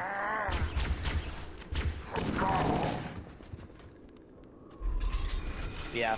Honestly, I think it would. I think, like, to your original point, I think it honestly. Ooh, there's a sword elite, and he's invisible and very angry. I think it probably would have been like better to have 3 different people direct them, because, like, you know, having a distinct visual style to where, like, when you're watching one of those movies, you would be able to tell instantly, like, which one it was. Yeah. Is cool. And I think it would have worked better.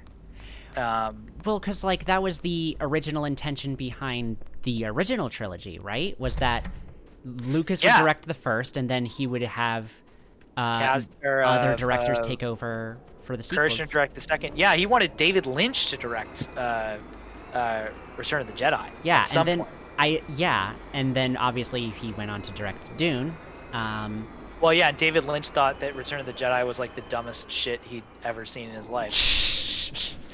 Okay, there's that too. I'm sure. Yeah. Which is like, of course, David Lynch would think that. He's fucking David Lynch. He Yeah. thinks everything's stupid.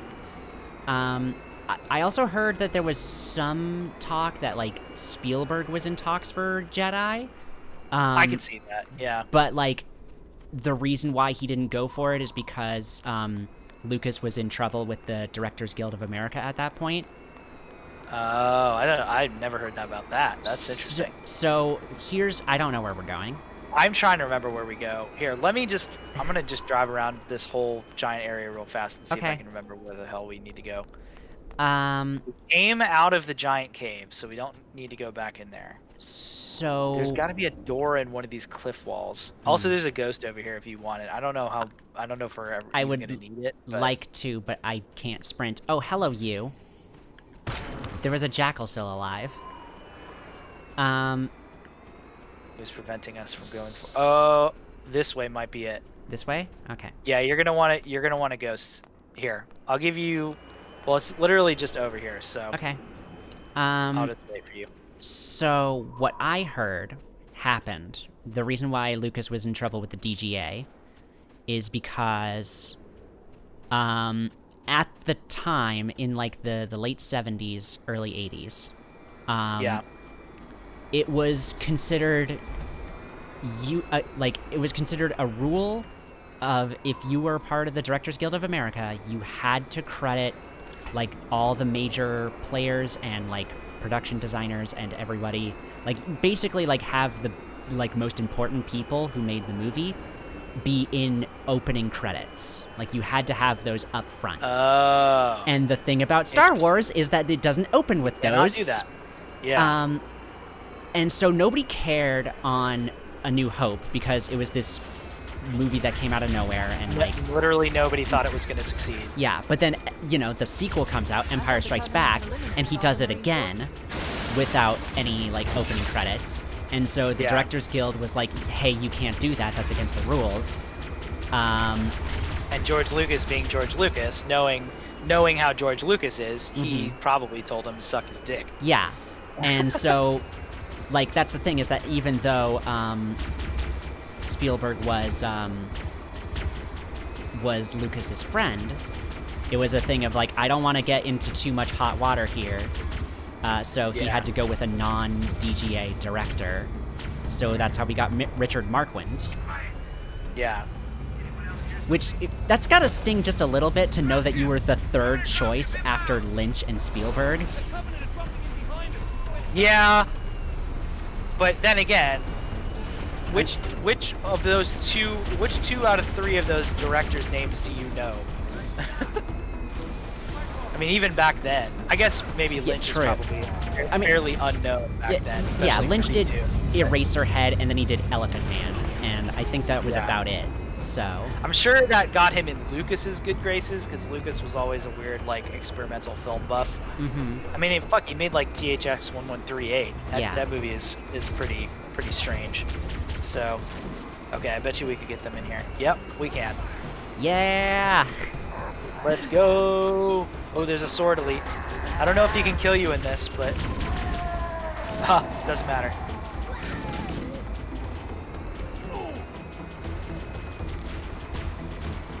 Anyways, that's all I heard. I could be wrong, because come to think of it... That sounds extremely plausible. So... Yeah, but also I'm trying to think, because, like, but didn't Spielberg also direct, Raiders of the Lost Ark, and did that also forego opening credits? I don't know. Does Indiana Jones have as much of a, like, that much of an editing formula like Star Wars does? Because it doesn't have an opening crawl. It doesn't have an opening crawl, but all I remember about the opening of that movie is that it just spits out the title Raiders of the Lost Ark, and then the movie just goes. Yeah, but also was Raiders of the Lost Ark pre-Jedi? Yes. It had to have been, right? It was 81. Maybe that was how they got away with it. Maybe. But Spielberg was already a pretty damn established name at that point. So, he was. I don't know. Interesting. Hollywood politics, especially in that era, always very interesting. And obviously, clearly, the DGA decided not to enforce that rule anymore because now, They would be idiotic to, yeah. Cortana to fire like team creatively zero. hampering. Sent a distress call tagged with your current position. Hold your position All and right. await evac. Oh, sorry. Master Chief I and want to I run you are over. going to continue on ahead. Roger. Good luck. I'm gonna be 100% honest with you. The back half of this game is kind of a slog. That's okay. Yeah. I've heard things about how things fall apart in the second half. But then again, I hear people say that about every Resident Evil game, including Village. And then I have to ask the wouldn't say question, that- like... Yeah. I wouldn't say that it falls apart. It's just it gets kind of grindy. Like there's less. I would say there's less like separation between missions, and like not as much variety in like the biomes that you go to and stuff like that. But we also have an entire enemy faction that has not been introduced yet. So yes. we will. If my middle school memories serve me right, it is the thing that a lot of people are like, I don't like this. Yeah. It is a thing that I think works less well in Halo 1 than it does in later games. I think the Flood, like, really the Flood are the reason, I don't want to spoil anything for you, but let me just say that, yeah, the Flood, despite the fact that they have a kind of a rocky introduction, as far as to, like, you know, justifying, like, does this actually need to happen in this game? Which I'd argue probably not. But at the same time, in later games, they are good. They are a good presence to have, storytelling-wise. So, I'll bet. it's a real Studio Trigger situation, where it's like, you think one thing is the enemy, but actually something, or I should say that's more the Gynax formula, the Gurren Lagann technique of, The, hey, there's this enemy over here, but actually this enemy is way worse. The, why am I blanking on the director and writer's names? Imaishi and Nakashima. Yes, thank you. Yeah, Hiroyuki They're- Imaishi and something Nakashima. I can't remember his first name right now, but I think it was Kazuki. yes, Kazuki Nakashima. You got it. Yeah. Yeah, they love that shit. They do love that shit. And it is good. I'm glad they love that shit, because there is nothing I love more than a cool villain turned a cool ally. Mm-hmm. That's the best. That's how I knew, like, up top, that, like, It's happening. like, when you got introduced to the quote-unquote villains of Promare in, like, the first 5 minutes, like, well, yeah. you're not really the bad guys, are you? Yeah. Immigration enforcement is the bad guy. Yep. God, Promare is such a fucking good movie. It's so good. It's always crazy because, you know, Trigger has definitely had some incidents where they stop. have come across as a fairly, you know, conservative flagging studio as a whole. Really? Yeah, like they've done like Q&As on like 4chan and shit like that. And, Oh, like, yeah.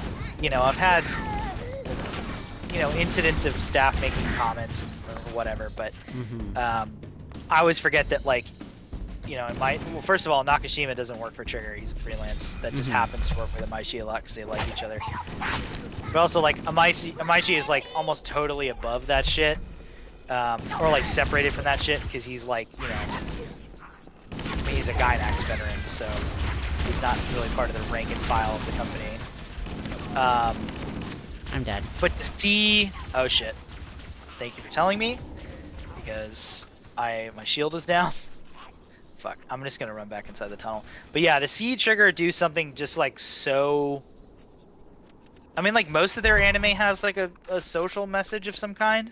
And we're back. But to see them doing something so, like, outwardly leftist is, like, kind of fucking awesome. And, like, very confirming for me as somebody who, like, really likes their style. Like, most of the stuff that they make. It was nice. Yeah. Honestly, And also adding the cherry on top of 2 boys kissing. oh yeah, Yeah. many a it's good. cheer were had in the theater. Oh yeah. When I saw that. Oh yeah. I believe it. It's just entirely involuntary. You need to. You do indeed love to see it. I also like that, like, immediately after, the quote-unquote disgust that Gallo exhibits is not for because it is a guy, but it's like, how dare you make me start a fire? Yeah. It's perfect. The ultimate himbo. Alright. Yeah, it's really got something for everybody. Himbos, twinks, man-on-man kissing, boy-on-boy kissing. Anarchists? Yeah, anarchists. Alright, well, we've had a good run, assault rifle, but I think it's time Oh, think it's time we part ways. it's Based a on the moment that comes. Based on my Moment that line comes of in everybody's life. it. Parting with your first assault rifle. I'm just imagining you in a field, throwing it. Just be like, get out of here! Just go! Go, you stupid, dumb. Oh, never mind. I just found ammo. Weapon? Oh, well there you go. There's also rocket launcher ammo here. Is there a rocket launcher? Oh, there is. I'll go ahead and take that. Go for it. Go ahead and take that and use it twice, and then have to find another replacement for it. Oh. Also doubly validating that that is the movie that came out like immediately after Darling in the Franxx. God, yeah. To be I like, know. wow. Well, and Darling in the Franxx, a show that Trigger gets shit on a lot because they're like way more of a known like quantity than A1 Pictures. Or But, like, Cloverworks. Trigger didn't. Yeah, it's Cloverworks. Well, Cloverworks, a subsidiary of A1 Pictures. But Trigger didn't like do anything on that show. Their connection to that show was that Imaishi was action supervisor, and I'm pretty sure he stopped being credited on like after like episode 5 or something. So, I suppose. like, I know their name on it, and their name is on it, and ultimately like they have to like be responsible for like stuff that their name is on. But like I don't blame them. They are not the ones at fault for that show's failure. That is on the writing staff, unfortunately. Anyways, I am dead. Uh-oh. Oh, I'm about to be. I got stuck. Well, that's fine. A classic problem. I don't know. Like I'm sure because it was a like co-production of sorts, and like it's a very easy defense to be like, oh, they didn't have anything to do with it. But I saw a lot of the same criticisms bandied about for when Star Fox Zero turned out bad, because that game was like people were hyping up like it's a Star Fox game developed by Platinum Games, and then it comes out and it's bad, and it's like, oh well, Platinum didn't have anything to do with it. And it's like their name is still on the box, and they're still in the same. They were still in the same room as the people who made the stupid design decisions that were in that game. So it's like, Yeah. I'm not gonna pretend to know exactly every little thing that they were doing, of like how Trigger was involved. And yeah, they did stop getting credited like halfway through that show. So like, I don't know. I mean, it is definitely a blemish on their record as much as it is Cloverworks, even though that I believe that is fundamentally unfair, knowing what I do about that show's production. But, yeah, I mean, their name is on it, ultimately. I just think that it suffers from the problem of everybody knows Trigger and nobody knows who Cloverworks are. So when anybody wants to blame somebody for that show, it's Trigger. Whereas, like, if the animation or like the action is bad in that show, that's something you can blame Trigger for. If it's the story or the characters, like that is an element of the production that they like demonstrably did not have anything to do with. Yeah, and in fact, I think that. like purposefully didn't have anything to do with it.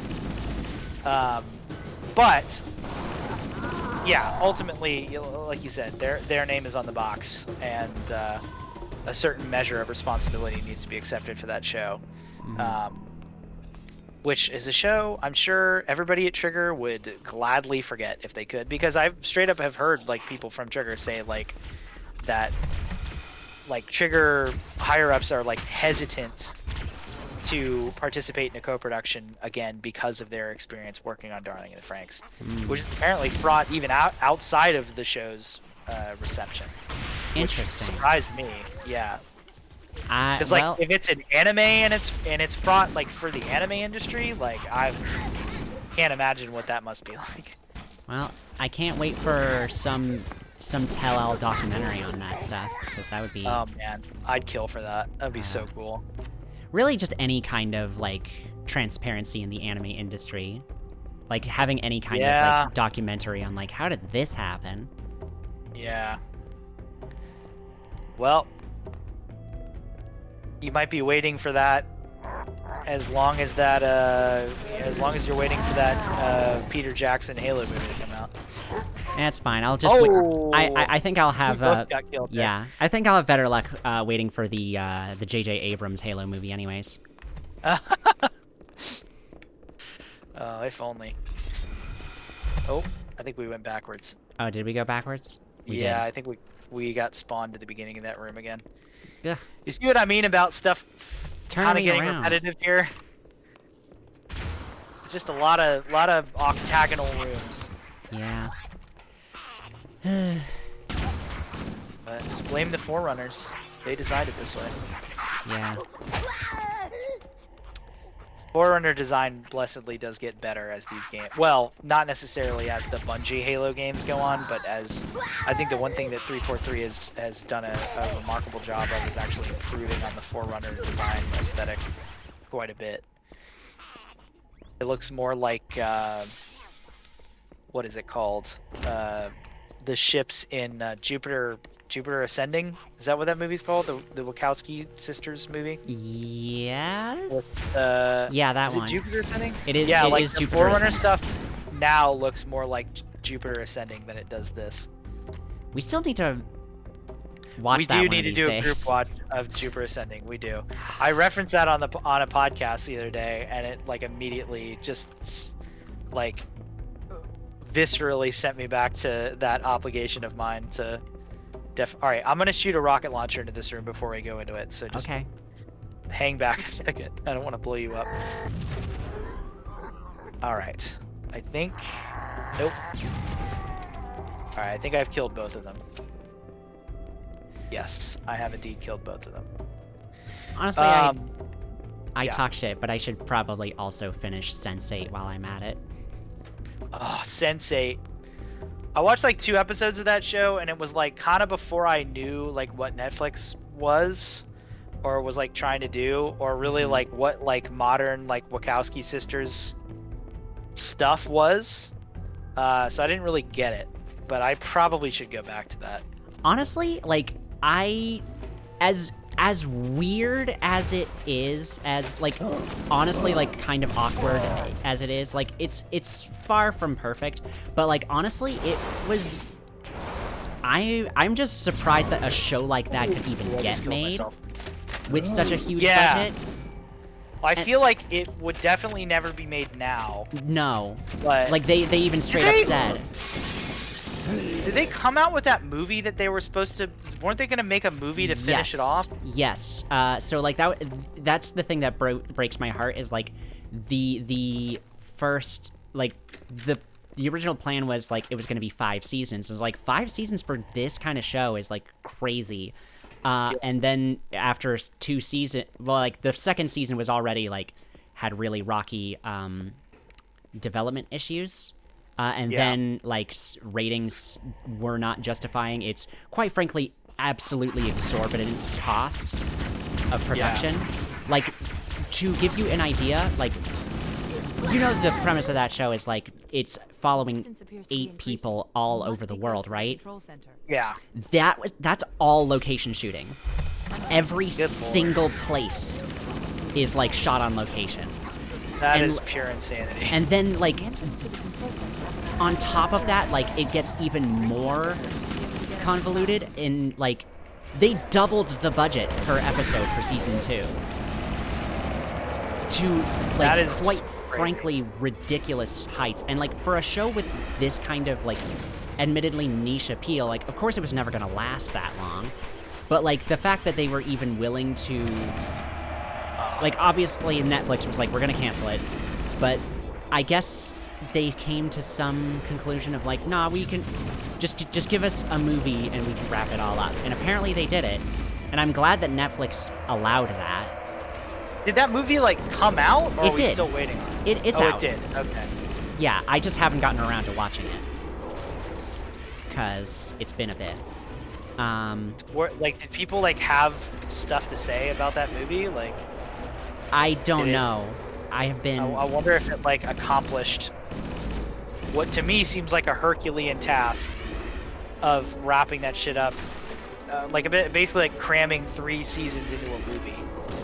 Seems crazy. I mean, I will listen. I liked the first season, and I will probably, you know, I will let you know when I get around to watching the second season and the movie how that turns out. Please do. I have been curious about that show. Like, if I could keep going, because I don't hate modern Wachowski. I honestly, after Jupiter Ascending, I like am fully on board for whatever they want to do. Yeah. Like, Jupiter Ascending was incredibly stupid, but it's like, it's the same reason why, like, you know, like a movie like Venom is not a critical darning, but I probably love Venom more than like most Marvel movies, because it's stupid. It's stupid as hell, but it's stupid in my kind of way. So Yeah, I feel like that's how it ended up being for a lot of the Wachowski sisters stuff, just because people don't like camp. Like, for some reason, like, mainstream Yeah. audiences don't like camp, which that's No, gonna they be a don't. problem. Yeah. Well, I'm here's- really hoping that Matrix 4 doesn't lose too Well, much of its camp. It's funny that you should mention that, because I was just about to bring that up. Like, that's the thing that I wonder about. Mhm. I have absolutely zero like, you know, doubts that Matrix 4 will not just be like entirely unhinged. Like, it's gonna be it has to be batshit. Like, that's the only way that they would make a Matrix movie nowadays, is if they were making it as, like, you know, current Wachowskis, like completely unfettered by, like, you know, creative strictures, or like as unfettered as they could be, you know. I So- sure hope so, but like for Me too. something, but like that's a fear that I've heard them express of like, listen, Jupiter Ascending was a failure, Sense8 was a failure. Yeah. We're probably not going to have the kind of creative control that we want to do for our stuff anymore. And so I'm really Yeah, that's hoping, but I am hoping that like them saying, what if we make another Matrix movie, is just their way of like, this is how they're gonna play it safe, of like, it's a sequel to this like franchise that people care about, instead of Yeah. like a completely original thing. Like, maybe that'll be their like Hail Mary of like, all right, we're playing it safe in the fact that it's a sequel, but we're still going to be absolutely 100% Wachowski about it. Yeah. Like, I hope I so. hope, yeah, that's all I can really hope for. And then they'll be able to make new things, more new things again, which is always the dream. Yeah, for sure. Complete subject change. Earlier Yes. I mentioned Mass Effect. Yes? Have you played Mass Effect? Are you a Mass Effect person? No, that Oh. is not something, that is another one I've missed. I have played, I want to say like 2 hours of the first game, and not anything past it. Like, I got off the Citadel the first time, and then that was it. Oh man. Um, At least you got to the Citadel. The Citadel is very cool. wait, hold on, I may have thought the Citadel is a different thing. Maybe I have it wrong. The Citadel is the giant, like, 5-armed space station that you get to Okay. at a certain point. I mean, you get there, it's like the second locale that you go to. Yes, that's what I after. mean. Is like I did the tutorial, and then I walked around a big space station. Yeah, that's the Citadel. I did sleep with someone. Oh, I did not know it would happen that early, but there is a side character in a side quest that you can end it by, I think she was one of the blue ones, the blue aliens. Sorry. Sorry, thank One you. of the blue ones. Listen, I don't know. One of the blue ones. No, you're completely valid. It's just very funny to hear somebody say one of the blue ones. Yeah, she is but yeah. Sorry. And that's maybe, about it. Maybe that's the consort. Maybe 'Cause I- she's like very flirtatious with you when you first meet her. Yeah. But also, she wasn't maybe one of that's like a thing that you can do if you're a dude and playing as a renegade. Maybe I don't know. I don't know if I was. I have not playing played one of those Renegade. games as male shepherd since college. Although I will say that unfortunately my favorite love interest in the entire game is a male shepherd only romance, and it Tally. bums me. Yes, Tally. Yes, That's Tally. the one I keep hearing people get really upset by. Oh, is like Tally is so fucking good. Oh my god, maybe the best video game love interest I have ever played. Just unbelievably charming, wonderful. Real girlfriend experience type shit. Oh my god! Don't you Yeah. dare say the words "girlfriend experience" to me I again. know. In regards to a video game character, I will lose my mind. I know. No, she is really great. I have nothing but good things to say about her. And like also like the race that she comes from is easily like my favorite one in that entire game. It's like super interesting. Like it's basically like space Romani, like travelers that were kicked off of their homeworld by AI constructs that they created and then subsequently rebelled against them. And then they have to live in a it's called the migrant fleet, but they're essentially like their entire race is comprised of 17 Time for a plasma million rifle. of them. Oh, nice. I have a plasma rifle with no ammo, and I'm still killing people with a rocket launcher for some reason. I don't know how I still have ammo for this thing. But yeah, they essentially are like, you know, they're like, they have to live in hazmat suits, like permanent hazmat suits that they can't take off except for around each other. Actually, no, they can't even take them off around each other. Like the only time they ever take them off is to have sex, basically. Woof. Yeah, I know, it's rough. Oh god, did I? Okay, you're still alive. Couldn't possibly relate currently. I mean, yeah. Now the Quarians are really cool. I mean, like man, I can't recommend it enough. Especially now that the honestly, if I had a choice between spending $60 on Resident Evil 8 or the new Mass Effect remaster, I'd buy the Mass Effect remaster. Not only because you're gonna get like probably like 150 hours total of shit out of all those if you like do everything in those games, which you should, but also because those games are just like, I mean, there are no better like space opera video games than those. Mass Effect is super good. Unfortunately, you know, it's a complicated relationship for me now because you are basically playing as a space cop the entire time. But like, honestly, what science fiction video game like doesn't force you to have a complicated relationship with it? Like, especially one that was made in like the 2000s. Like, my god. I mean, we're playing one right now, baby. We sure are. We're literally playing as child soldiers. Yeah, but the way like, you portrayed as heroic. Oh, well, that's true. Well, it ultimately yeah, is going to depend on the game, right? Yeah, oh, there's still a hunter alive and he's chasing me. Oh dear. Where's he at? He's right behind me. I'm just gonna lead him up the tower and then jump off. Oh, okay. Is that a wise move? Probably not, but we'll see how it plays out. But yeah, I mean, I will say that my framing of it is not necessarily how the games frame it. Right. And it was certainly not how the games frame it. It's not even how the books that like elaborate on this like very brutal program frame it initially. The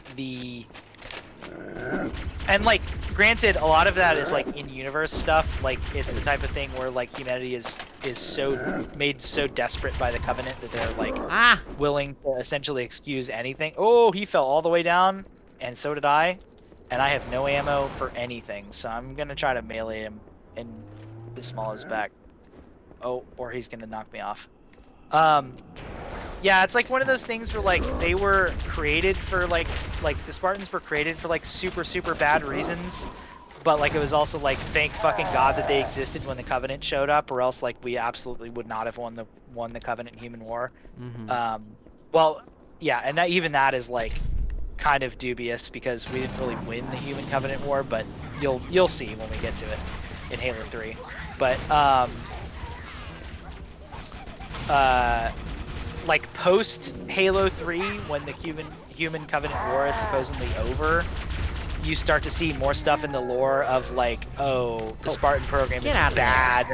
The creator of the Spartan program is like a war criminal, like that type of stuff. And a lot of that stuff is in the books, but some of it is also in the games. Like in Halo 4 and onwards, literally the creator of the Spartan program is like portrayed more than once like in a jail cell in handcuffs. So, well, it seems like they're becoming more self-aware. I mean, certainly, yeah. You kind of have to be at a certain point when like your entire like the lore of your entire game is based on the premise of like kidnapping children from their parents and turning them into super soldiers. You kind of have to like recognize that at a certain point. But yeah, there's a lot of shit like that in Mass Effect 2 that's just like straight up not good. But you know, it's easy to overlook. Yeah, I guess. If you want to do it. I mean, I'm curious about them. People rave about those games, and they are very good games. Ultimately, like they have their problems, like every game does, but like they are the universe and just the sheer lore of it all is so well thought out. It boggles the mind. Yeah. Like it's just it all makes total sense. It's all very compelling. You know, so many charming characters in all those games, and the story's great. I'm even sure. if you do play pretty much a space cop, but like with no like cop rules. You essentially play like, yeah, like a space cop that isn't like nobody's in charge of you, basically. So, it is a very terrifying concept. And you actually see the consequences of that, like just like unfettered freedom that they give. They're called the Spectres. They're essentially just like, you know, like black ops, space cops with no rules. And like it's fine with Shepard because Shepard is like a very moralistic. Well, you can play them as a very moralistic character, and I feel like that's the right way to play them. But you see the consequences of it when like someone who's a piece of shit gets made a Spectre, and you have to like go take them down or whatever. What are you talking about? Let's stay focused. Halo. How do we use Hey, listen, girl. Anyways, I know this is one of the coolest Halo's things you've happening. ever seen. It's something else. Something Stay focused though. more Halo. important. The Covenant were right. It's a video game. This ring. It's Forerunner. We're inside a video game. Yes, the Forerunner built this place, what they called a fortress world, in order to... Wait. No, that can't be. Oh, those Covenant fools. They must have known. There must have been signs. Slow down. You're losing me. The Covenant found something. Buried in this ring. Something horrible. And now, they're afraid. Something buried? Where? The captain. We've got to stop the captain. Keys? The weapons cache he's looking for. It's not really... We can't let him get inside. I don't understand. There's no time. Get out of here, find keys, stop him. Before it's too late! Uh-oh. What could this be? Oh. Hello. So I've heard people talk about this name as well. 343 Guilty Spark? Mm-hmm. Yes. He's a character. Or it is a character. I don't know if 343 Guilty Spark is gendered technically, but The last transmission from the captain's dropship was from this area. That was over 12 Ooh. Good Are news is, this is the first area where we get the shotgun. and I'll come pick you up. Nice. Shotgun is very good. I do like me a shotgun. This is a good shotgun. How are you feeling, by the way? We've been going for almost 3.5 hours. I'm fine. I'm down to go for however long you want to go. Okay, I mean, Maybe not like the length of the entire game, but yeah. I guess, what would you say, how far are we in it currently? we're about halfway. I think Hmm. maybe a little under halfway, but I think I'm trying to remember. It's like this and the library. And honestly, I think we're pretty much halfway.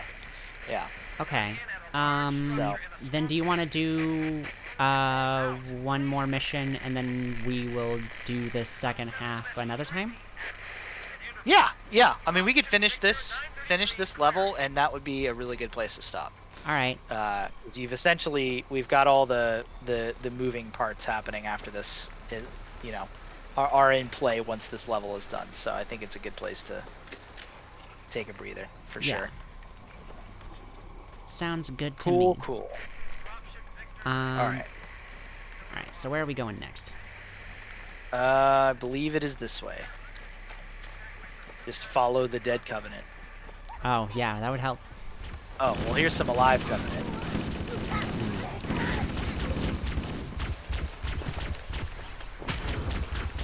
Well, now we've made them dead. Does that help things? Yeah, it sure does. Alright, well, that's all I can really hope for. A good covey is a dead covey, as they say. I don't know if they actually say that or not. They do call them coveys, Coveys? though. Oh at my a certain God. Point. Yeah. That Yeah, they sounds have, too like, close a- to cubby, which is like the kindergarten. To be fair, I think they only call them that in Reach. Because you're playing, in Reach you play as like a special ops squad, or like a member of a special ops squad. So I think they like tried to make them sound like especially like tier 1 or whatever Yeah. in Reach. Certainly could not be as bad as the, have you ever played any of the Killzone games by any chance? I played through Killzone 2 and don't remember very much about it.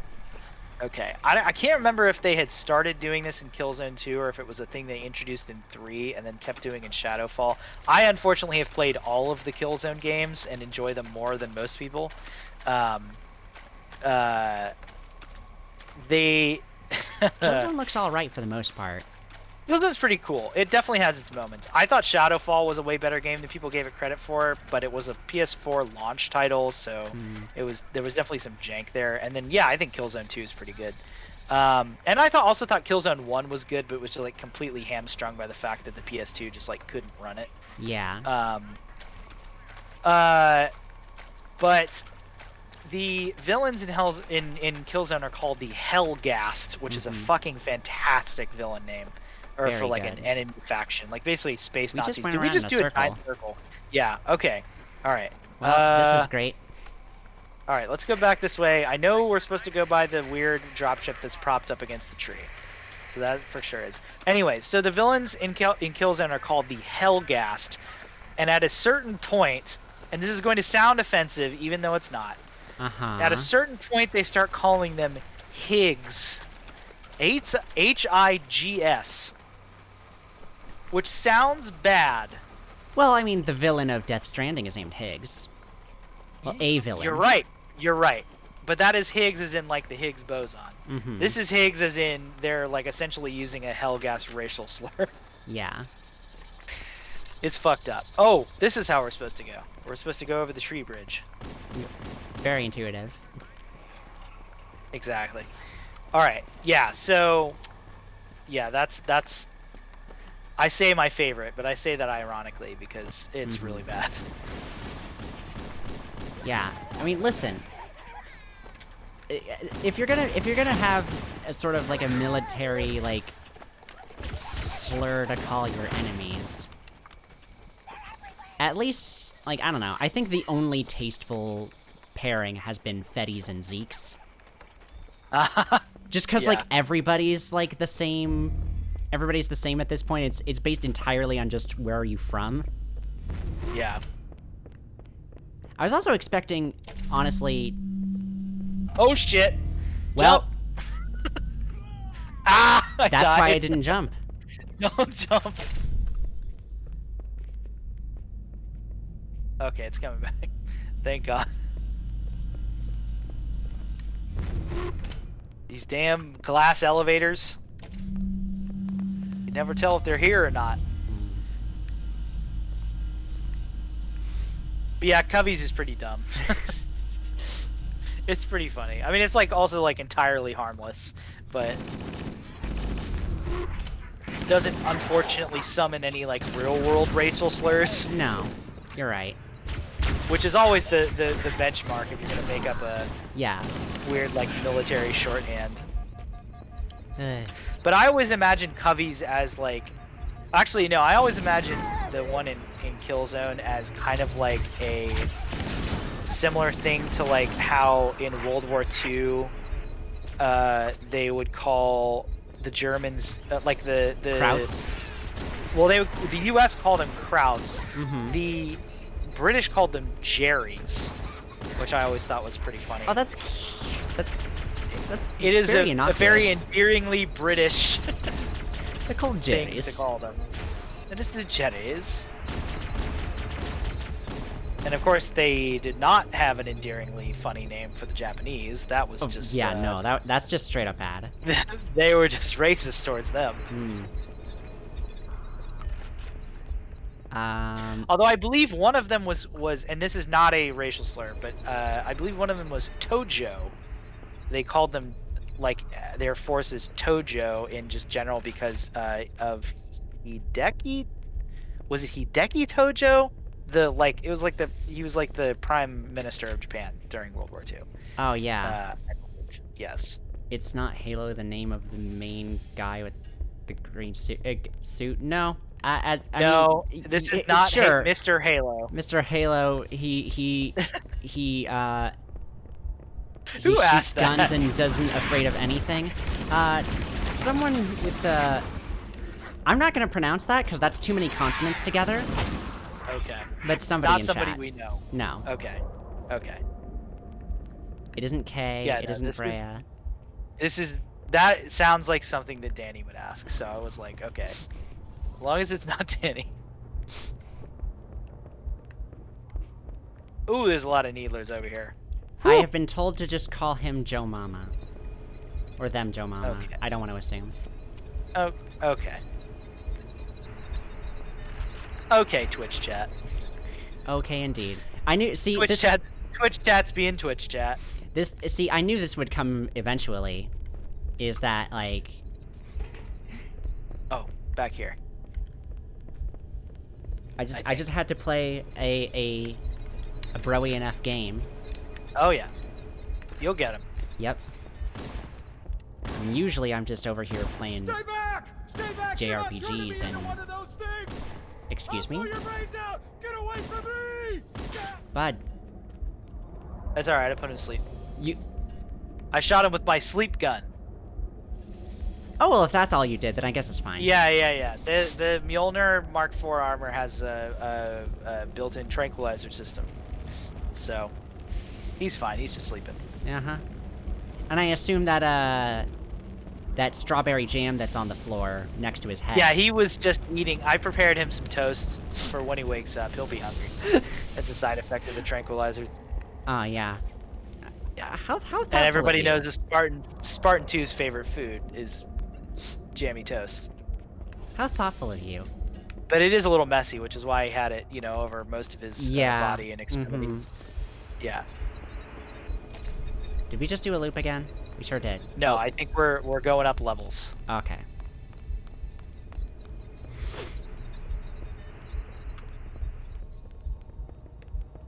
Here we go. The spooky music is activated. It's time. Oh, is it now? It is time.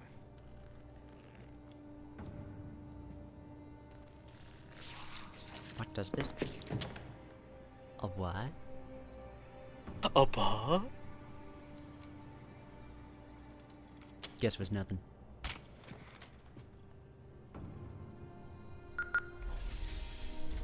Uh-oh.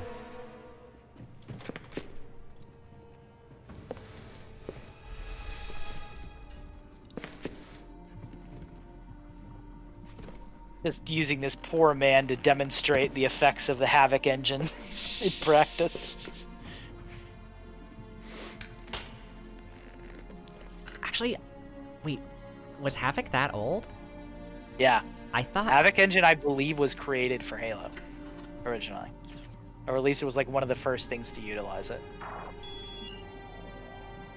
That was like the huge big deal with Halo and why everybody's freaking out about like ragdoll physics and stuff when it first came out. It's because the Havoc engine was like one of the first engines to allow for that sort of stuff. That's true. Oh, sorry. Joe Mama has asked us to restart the run because they came in late. You down to do that? We're fighting to protect. Yeah, sure. Just for Joe Mama. Wipe out this particular part of my history? That's fine by me. Yeah, better it than us. You ask him real nice next time you see him, Vicente. I'm sure they'll be happy to If you're that concerned about it, there will be a VOD, so... Clear. I'm bringing us down. Just watch that back next time. There you go. Go, go, go! You can see us running around in circles for like 3 hours. Don't call me out like this. It's not your fault. I'm the one that's played this game, and I've been leading you around this entire time, and I'm still running in circles. Mendoza, move it up!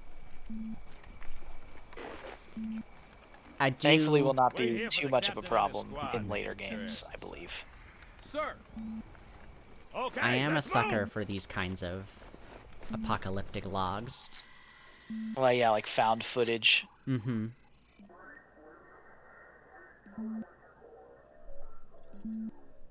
Which is weird, right? I mean, look at it. Something scrambled the insides. What's that? Plasma scoring? Yeah, I don't know. Maybe there was an accident, you know, friendly fire or something? what do we have, Sergeant? Looks like a Covenant patrol. Badass elite units. All KIA. Real pretty. Friend of yours? Now we just met.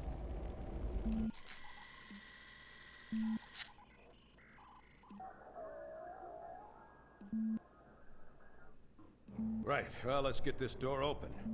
I'll try, sir. But it looks like these Covenant worked pretty hard to lock it down. Just do it, son. Yes, sir. See, this is why you don't let a military unit just sort of like... When you stumble into a base and you see that everybody in it's already dead before you got there, Yeah. I don't think the Get smart out. move is to be like, well, let's go see what's going on. I think now it is no longer a like... This is no longer a thing you send, like, combatants into. Yeah. Got a bad feeling about this. You bombed this shit from Boy, orbit, you always man. got a bad feeling about something. Sarge, can you hear me?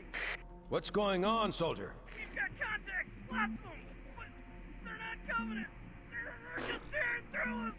What the... Oh, no! Corporal, do you copy? Over.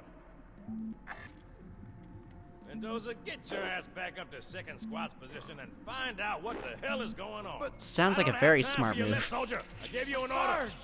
Listen! What is that?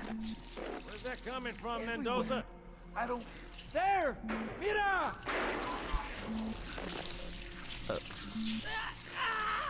Hold still! Hold still! Let him have it!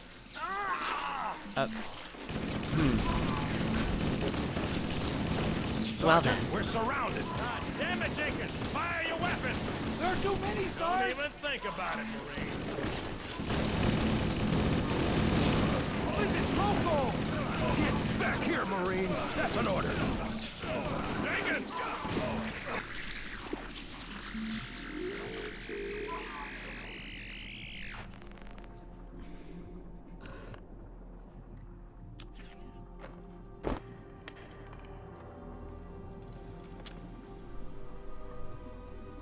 Well, Here we go.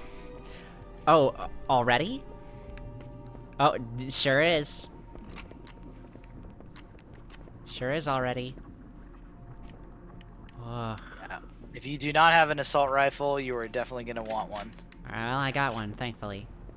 Alright, good. Oh shit, here they come.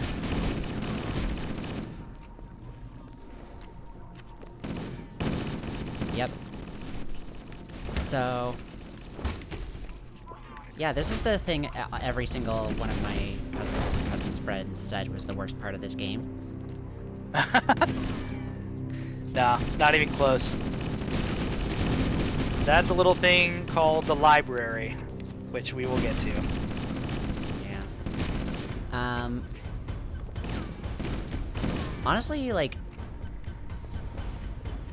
they are, like... they're fascinating. Oh my god!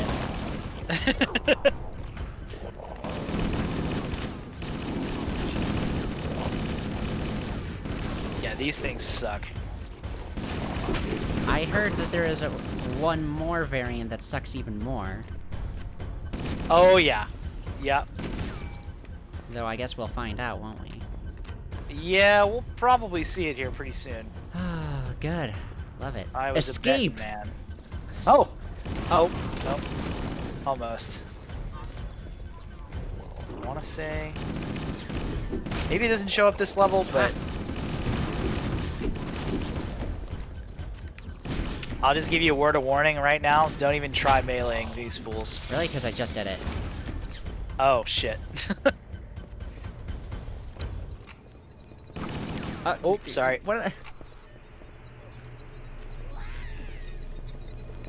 Just shooting at everything now. Feel like we're probably gonna have to run through that on the way out. Mm-hmm. Or maybe we just drop down.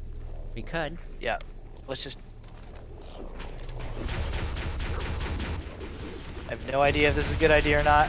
Probably not. I'll cover you.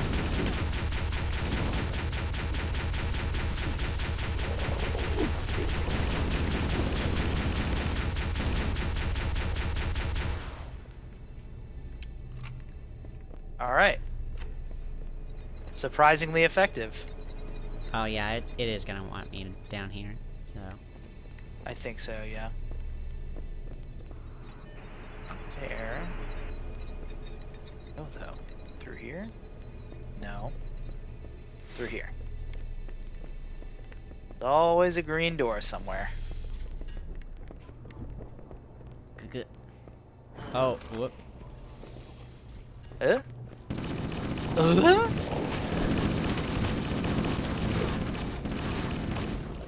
This game eventually just devolves into remaking the home improvement noise. Well, just like my idol, Tim Allen. Yeah, everybody's favorite actor. Oh my god. Everybody's favorite cocaine smuggling dad. See, I knew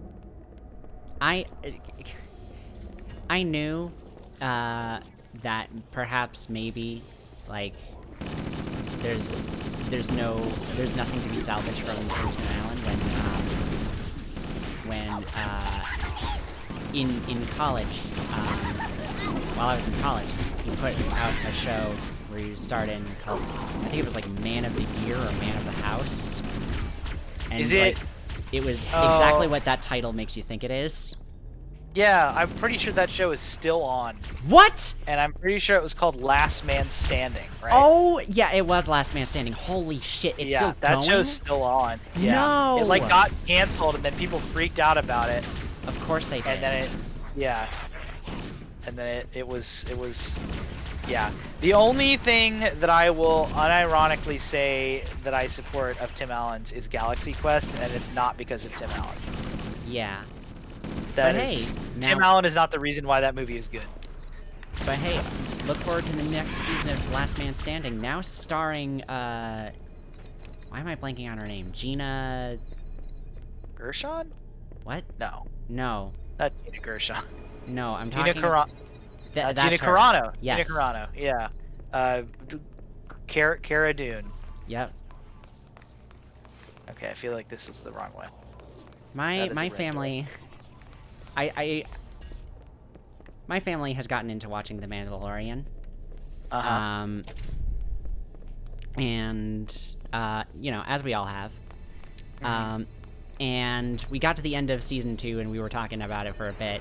And they were like, man, I'm just so excited to see, like what's gonna happen now that, like, you know, Cara Dune, like she has Moff Gideon, and like Oh, what no. are the things she's gonna do? Like, and also she's with the Rangers. Like I'm really excited to see that stuff. And I'm like, well, I got some bad news for you. I got bad real world news for you, ripped from the headlines.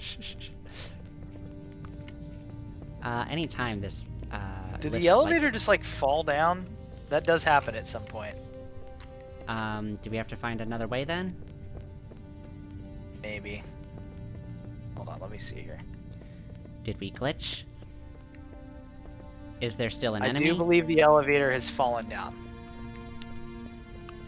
Meaning, So yeah, we may have to find a different way out of here. okay. Maybe that red door that we found is actually the way that we go now. I think that's actually what that means.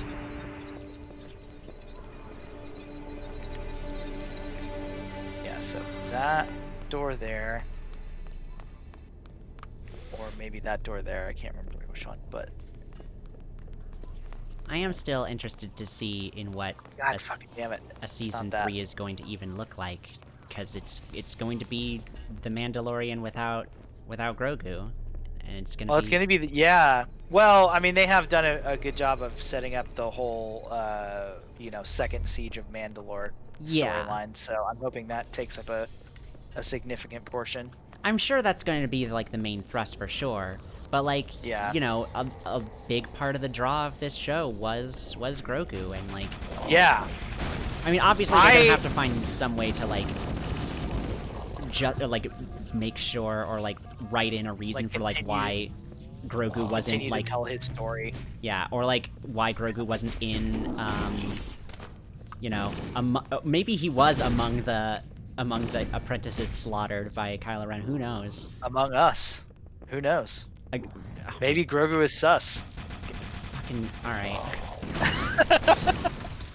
You can't even say the word among anymore without. And it's like I'm like, the joke is under like 6 different layers of irony at this point. But, oh god, where'd you go? Oh, you're behind me. Okay. Joe Mama is asking for, looking forward to the custom game browser for the next season of, I can only assume, either Last Man Standing or Mandalorian. I believe he's talking about Halo. Oh. I'm guessing on the gender, but I would put money on that I'm right. Hello. Yeah, oh, I mean, you're a really scrawny fine. one, but you're very fast. Oh, is it a human one? I Might be a human. I think so. That's a human. That is indeed a human. Yeah, I have heard that the multiplayer game, or the multiplayer for this game is good. I have like less than 0 interest in it. Oh yeah, that's right. There's But then like, again, it's like I've had almost less than 0 interest in like any Halo multiplayer since Halo 2. So I'm in it for that. I'm in it for that lore, baby. yeah, same here.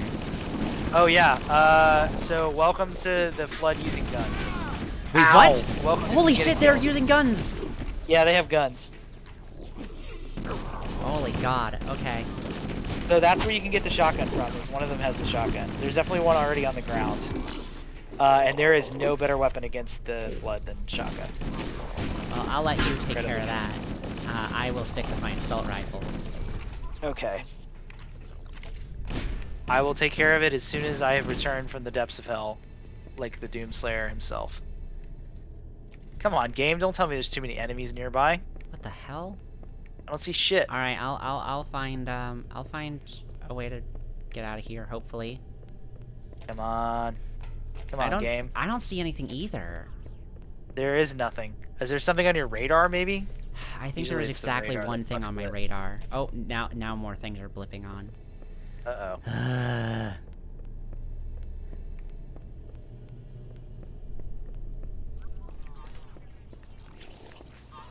Oh, I hear squishing. Squishing, huh? That's always a good sign that you're on the right track.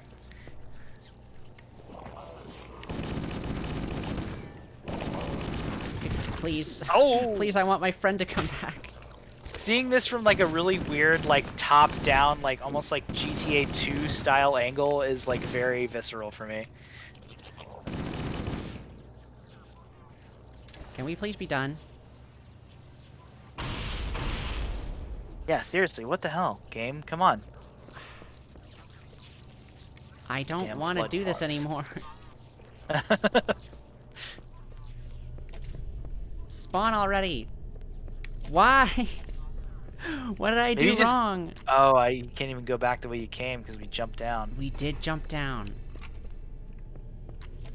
We're Well, locked in. just keep going, I guess. I guess I'll keep going. I will do my best. Keep going, and eventually you'll get to a checkpoint where I will spawn, regardless of enemies. Hopefully. Ah! Go away.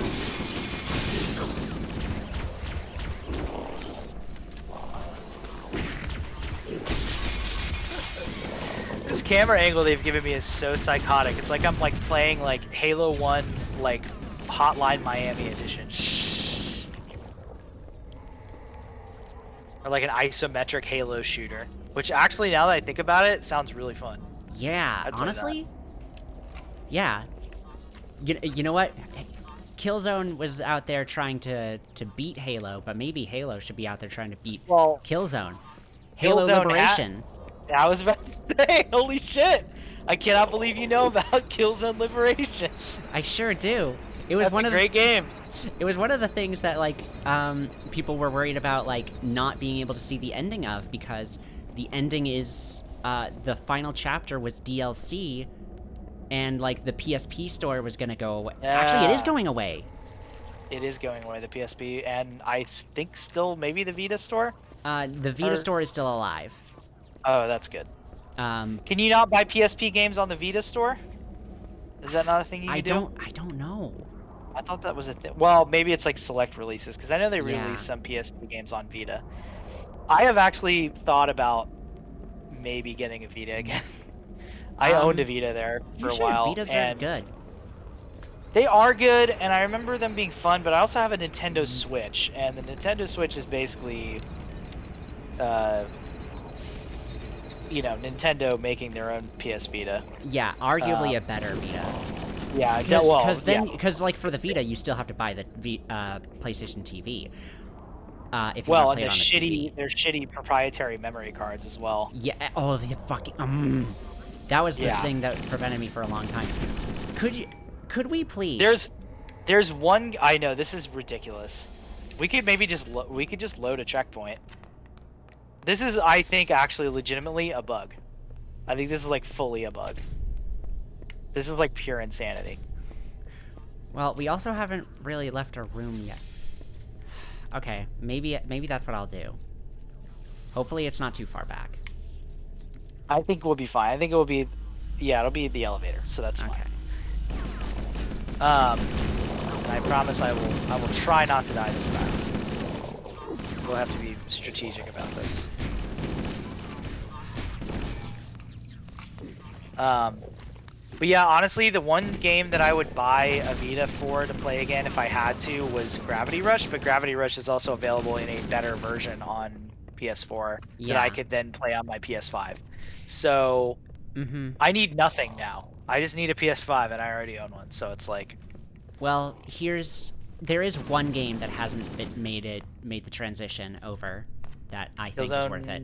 Mercenary or whatever the fuck that game was. No, although sure, if Killzone Mercenaries is your Mercenaries, there we go. Yeah, is your thing. Then, It's like, not. Go for it. All right. I mean, I don't. You know, the weird thing is, I don't know if I ever actually played it. As big of a Killzone fan as I am, I hear it's I think really I good might have- actually. Yeah, like, I do want to play it. So maybe, I mean, that might be an excuse for me to buy a Vita. Also, like, how fucking expensive can a Vita be nowadays? You can probably get one for, like, next to nothing. Video game-wise. Yeah, I mean, I got mine with custom firmware for like $200. Yeah, that's the other thing, is that, like, I feel like if I'm going to buy a Vita, I want to fuck it up. I want to get, like, weird custom firmware and be able to just, like, load whatever, like, you know, stolen games I want to get on there. Well, let's Like, not say stolen. Alternatively obtained video games. Mm-hmm. Donated. Yeah, sure. Donated Generously. video games. Extra legally acquired. Sure. But no, the other game I was thinking of was Muramasa Rebirth. That I don't game, even know if I know that game. that is a Vanillaware game. I don't know if you know Oh, Vanillaware. I do know Vanillaware. Yeah, so it was originally released on Wii. Did Vanillaware make Ikaruga? Is that No, is that that's the same Treasure. company? Okay.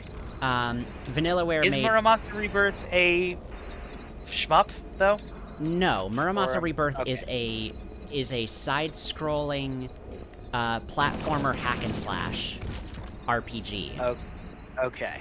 Um, It's very weird that am maybe one of the only people I've ever known that have actually owned a Vita, and I've never heard of this game.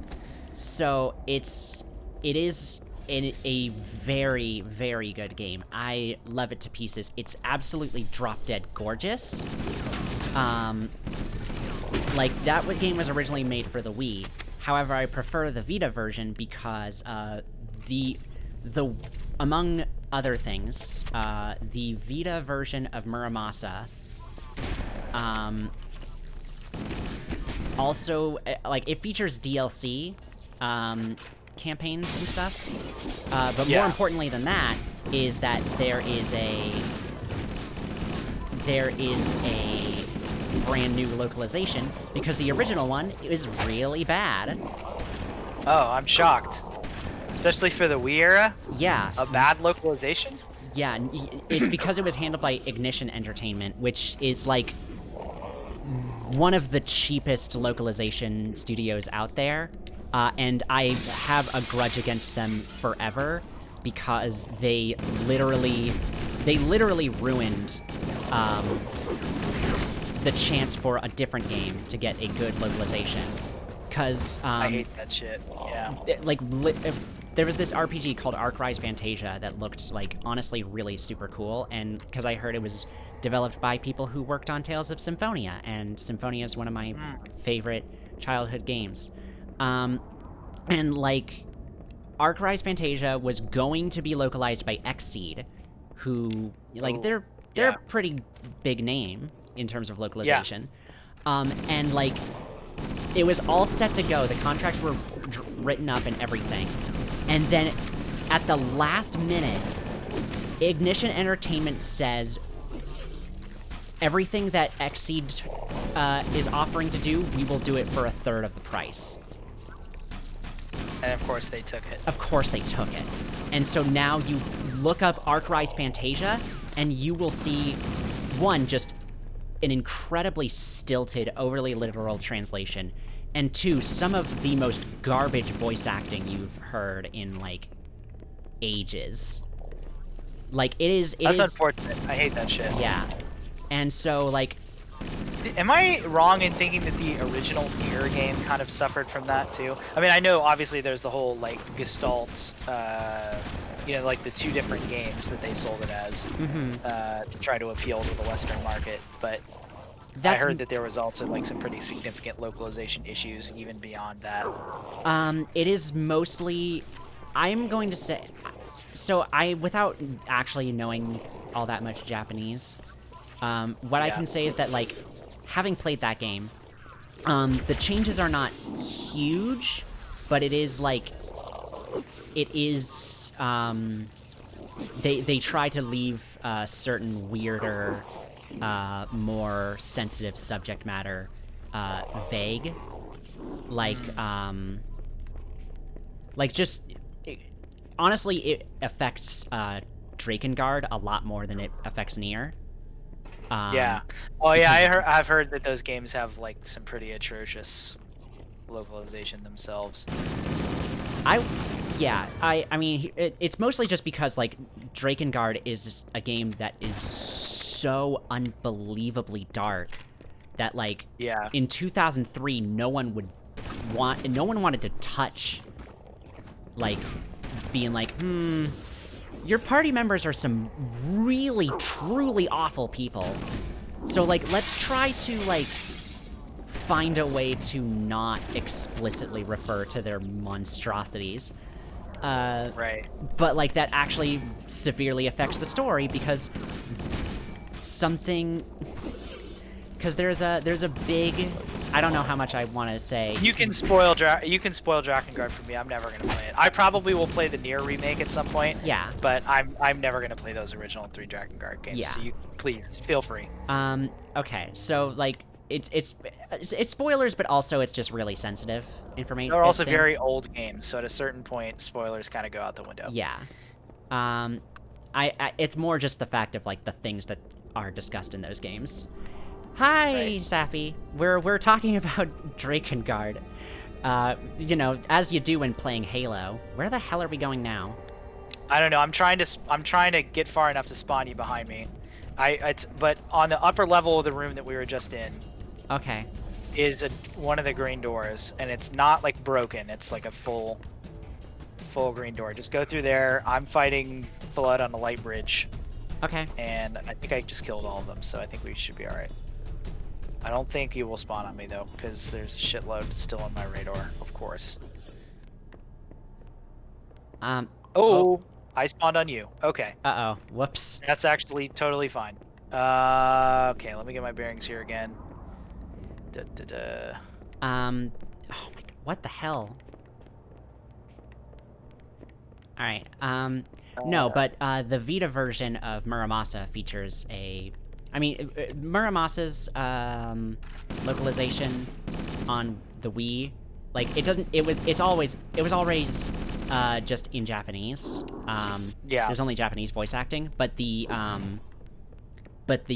actual English text is, like, it's so, like, overwhelmingly literal. Yeah. Like, people will say things, and then it will be treated as if it's, like, that's, like, some kind of pun. And, like, you know, it doesn't actually register, because in English, those words don't make sense together in a pun. Yeah. Or like, I don't know, it's very much the sense of, like, it feels like you are reading the Cliff's Notes version of what the characters are actually saying in the subtitles. Well, and I'm sure they do that thing where they keep Japanese sentence structure even if it doesn't make sense. Yeah. Which is like most of the time. It's pretty bad. I believe it. But for the Vita version, they got a new company to publish that game, and they did it with a completely new localization, and it reads a lot better. Well, that's good. So that would be my preference if you ever end up getting a Vita. I will have to put that on the list. I honestly could see myself getting a Vita again just for the curiosity of it. Mm-hmm. It also might finally open the horrific, dark, awful door of me possibly collecting handheld consoles, which would be, I mean, it would essentially be the end of me financially if I started doing that. Because I'm not even done collecting the like TV consoles that I want. Yeah. Like still probably 2. Actually, no. I think pretty much the only thing I'm missing that I still want is a Dreamcast. That's a pretty big one. Yeah, and I mean that I could get pretty easily, I think, but I've just been like lazy. But it's the library really that is more difficult than the console most days. Well, if you have a good retro game shop in your town, you can usually pretty easily get a Dreamcast, decently priced. Well, especially a Dreamcast, yeah, those are pretty easy to come by. But you know, getting an original copy of like Jet Set Radio is going to be harder than getting a console. And like Space Channel 5, that type of stuff. Well, you can take solace in the fact that like it's very easy to just burn Dreamcast games, but like actually having them is like That's true. Well, yeah, at a certain point, it's like if it's prohibitively expensive to like buy one of those games, I'll just burn them. You're right. I completely forgot about all the weird security vulnerabilities with Dreamcast. No, I'm dead. Uh-oh. But yeah. But like, I probably would get a Dreamcast first and then get a Vita, and it just would be all over me because then I'd just be getting like an Atari Jaguar and why? you know, Game Gear. Okay, and but why would just- you want a Jaguar? Because I like the weird shit. If I'm gonna get handheld stuff, I want weird shit. Fair enough. That is right? That the Atari Jaguar is their handheld console, right? No, that's a home console. You're thinking of the Lynx. Okay. I am thinking of Lynx. I'm thinking of another predatory cat that they named a console after for some reason. Yeah, that was gonna be their thing for a while. Is that they named their consoles after cats, like how Which is Sega cool. named theirs after planets. Yeah. Well, that only lasted once. Yeah, well, technically twice if you go by the 32X's working title. True. That is true. Well, and it's also different depending on what, like, you know, Sega console names are different always depending on what country you're in. That's also true. Because they did not call the Genesis any you know, outside anywhere but the United States. Bold move, by the way, to just be like, it's called the Genesis. I mean, the Genesis, here I don't in know. the most Bible Belt-y part of the world. I am of the mind that the Genesis and the Mega Drive are both incredibly good names for consoles.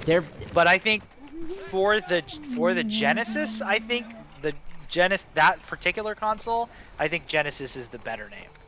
I think the Mega Drive needs to be like an altogether way more wackier console that doesn't take itself so fucking seriously like the Genesis does.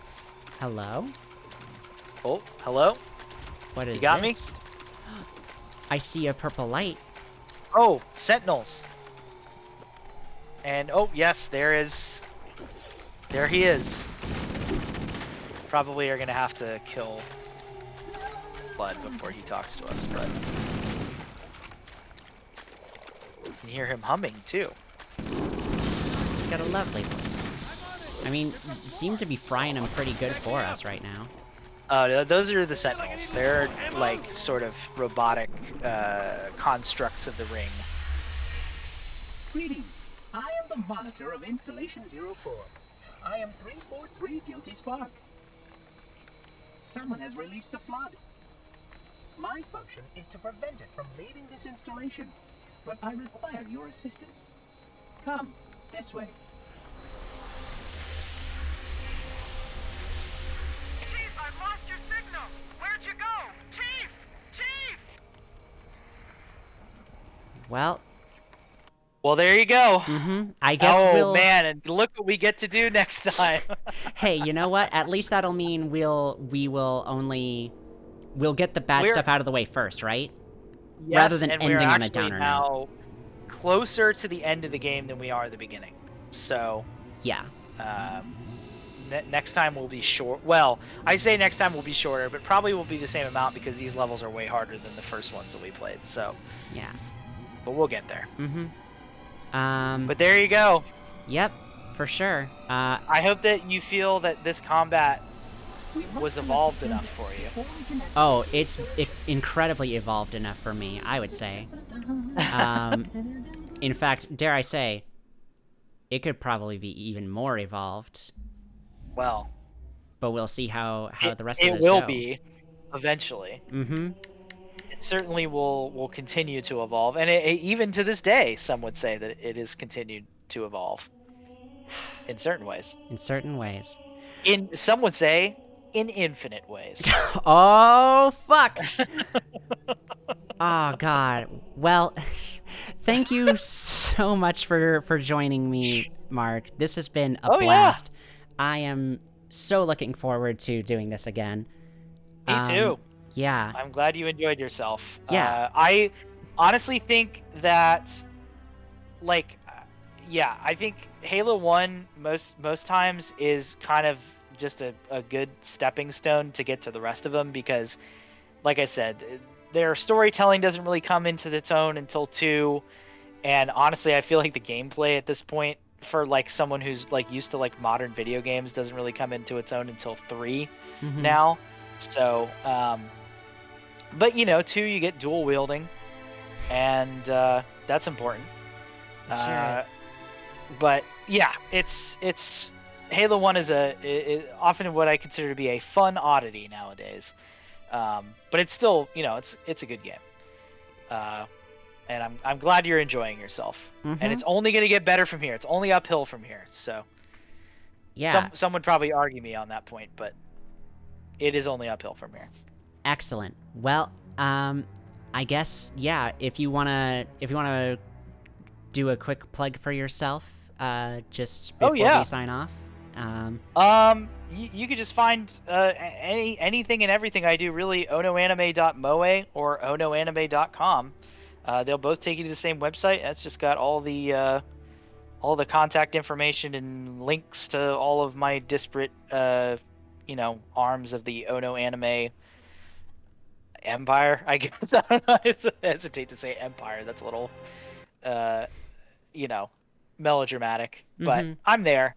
Onoanime.moe is the fun URL. So I'd go there. All right. Well, thank you so much for joining me. Thanks for having me on. It was a pleasure. Of course. It's always so much fun hanging out with you and playing this. God, there's going to be so much. Oh yeah. Well, I'm down for whatever you want to do it. You just give me a call. That's why they call me Mr. Halo. Yep, that's what they call you. That's what I've been told. Everybody calls me that. I mean, you're on Twitter. You see how many people just every day come into my menchies. Yep. Please, Mr. Halo. Can we get a comment, sir? Mr. Halo. Mr. Halo, sir. I hear they're nerfing the shotgun, sir. Mr. Halo. Any comment? Sir, any comments on Energy Sword Sunday rituals? Sir, the Beyonce song. Is it copying the games? What is your opinion, sir? Oh, God. Well, we will get that going soon enough, but I think for now it's gotten pretty late for the both of us. So I guess I will say for now, thanks to you all. Thanks everyone for coming. I don't know what I'm going to be streaming next. Maybe more Sly too. But yeah, definitely at some point very soon, more Halo. Yeah. And yeah. Until then, take care of yourselves. Please take care of others. Get some sleep, get some food. And I'll see you all next time. Bye-bye. Bye.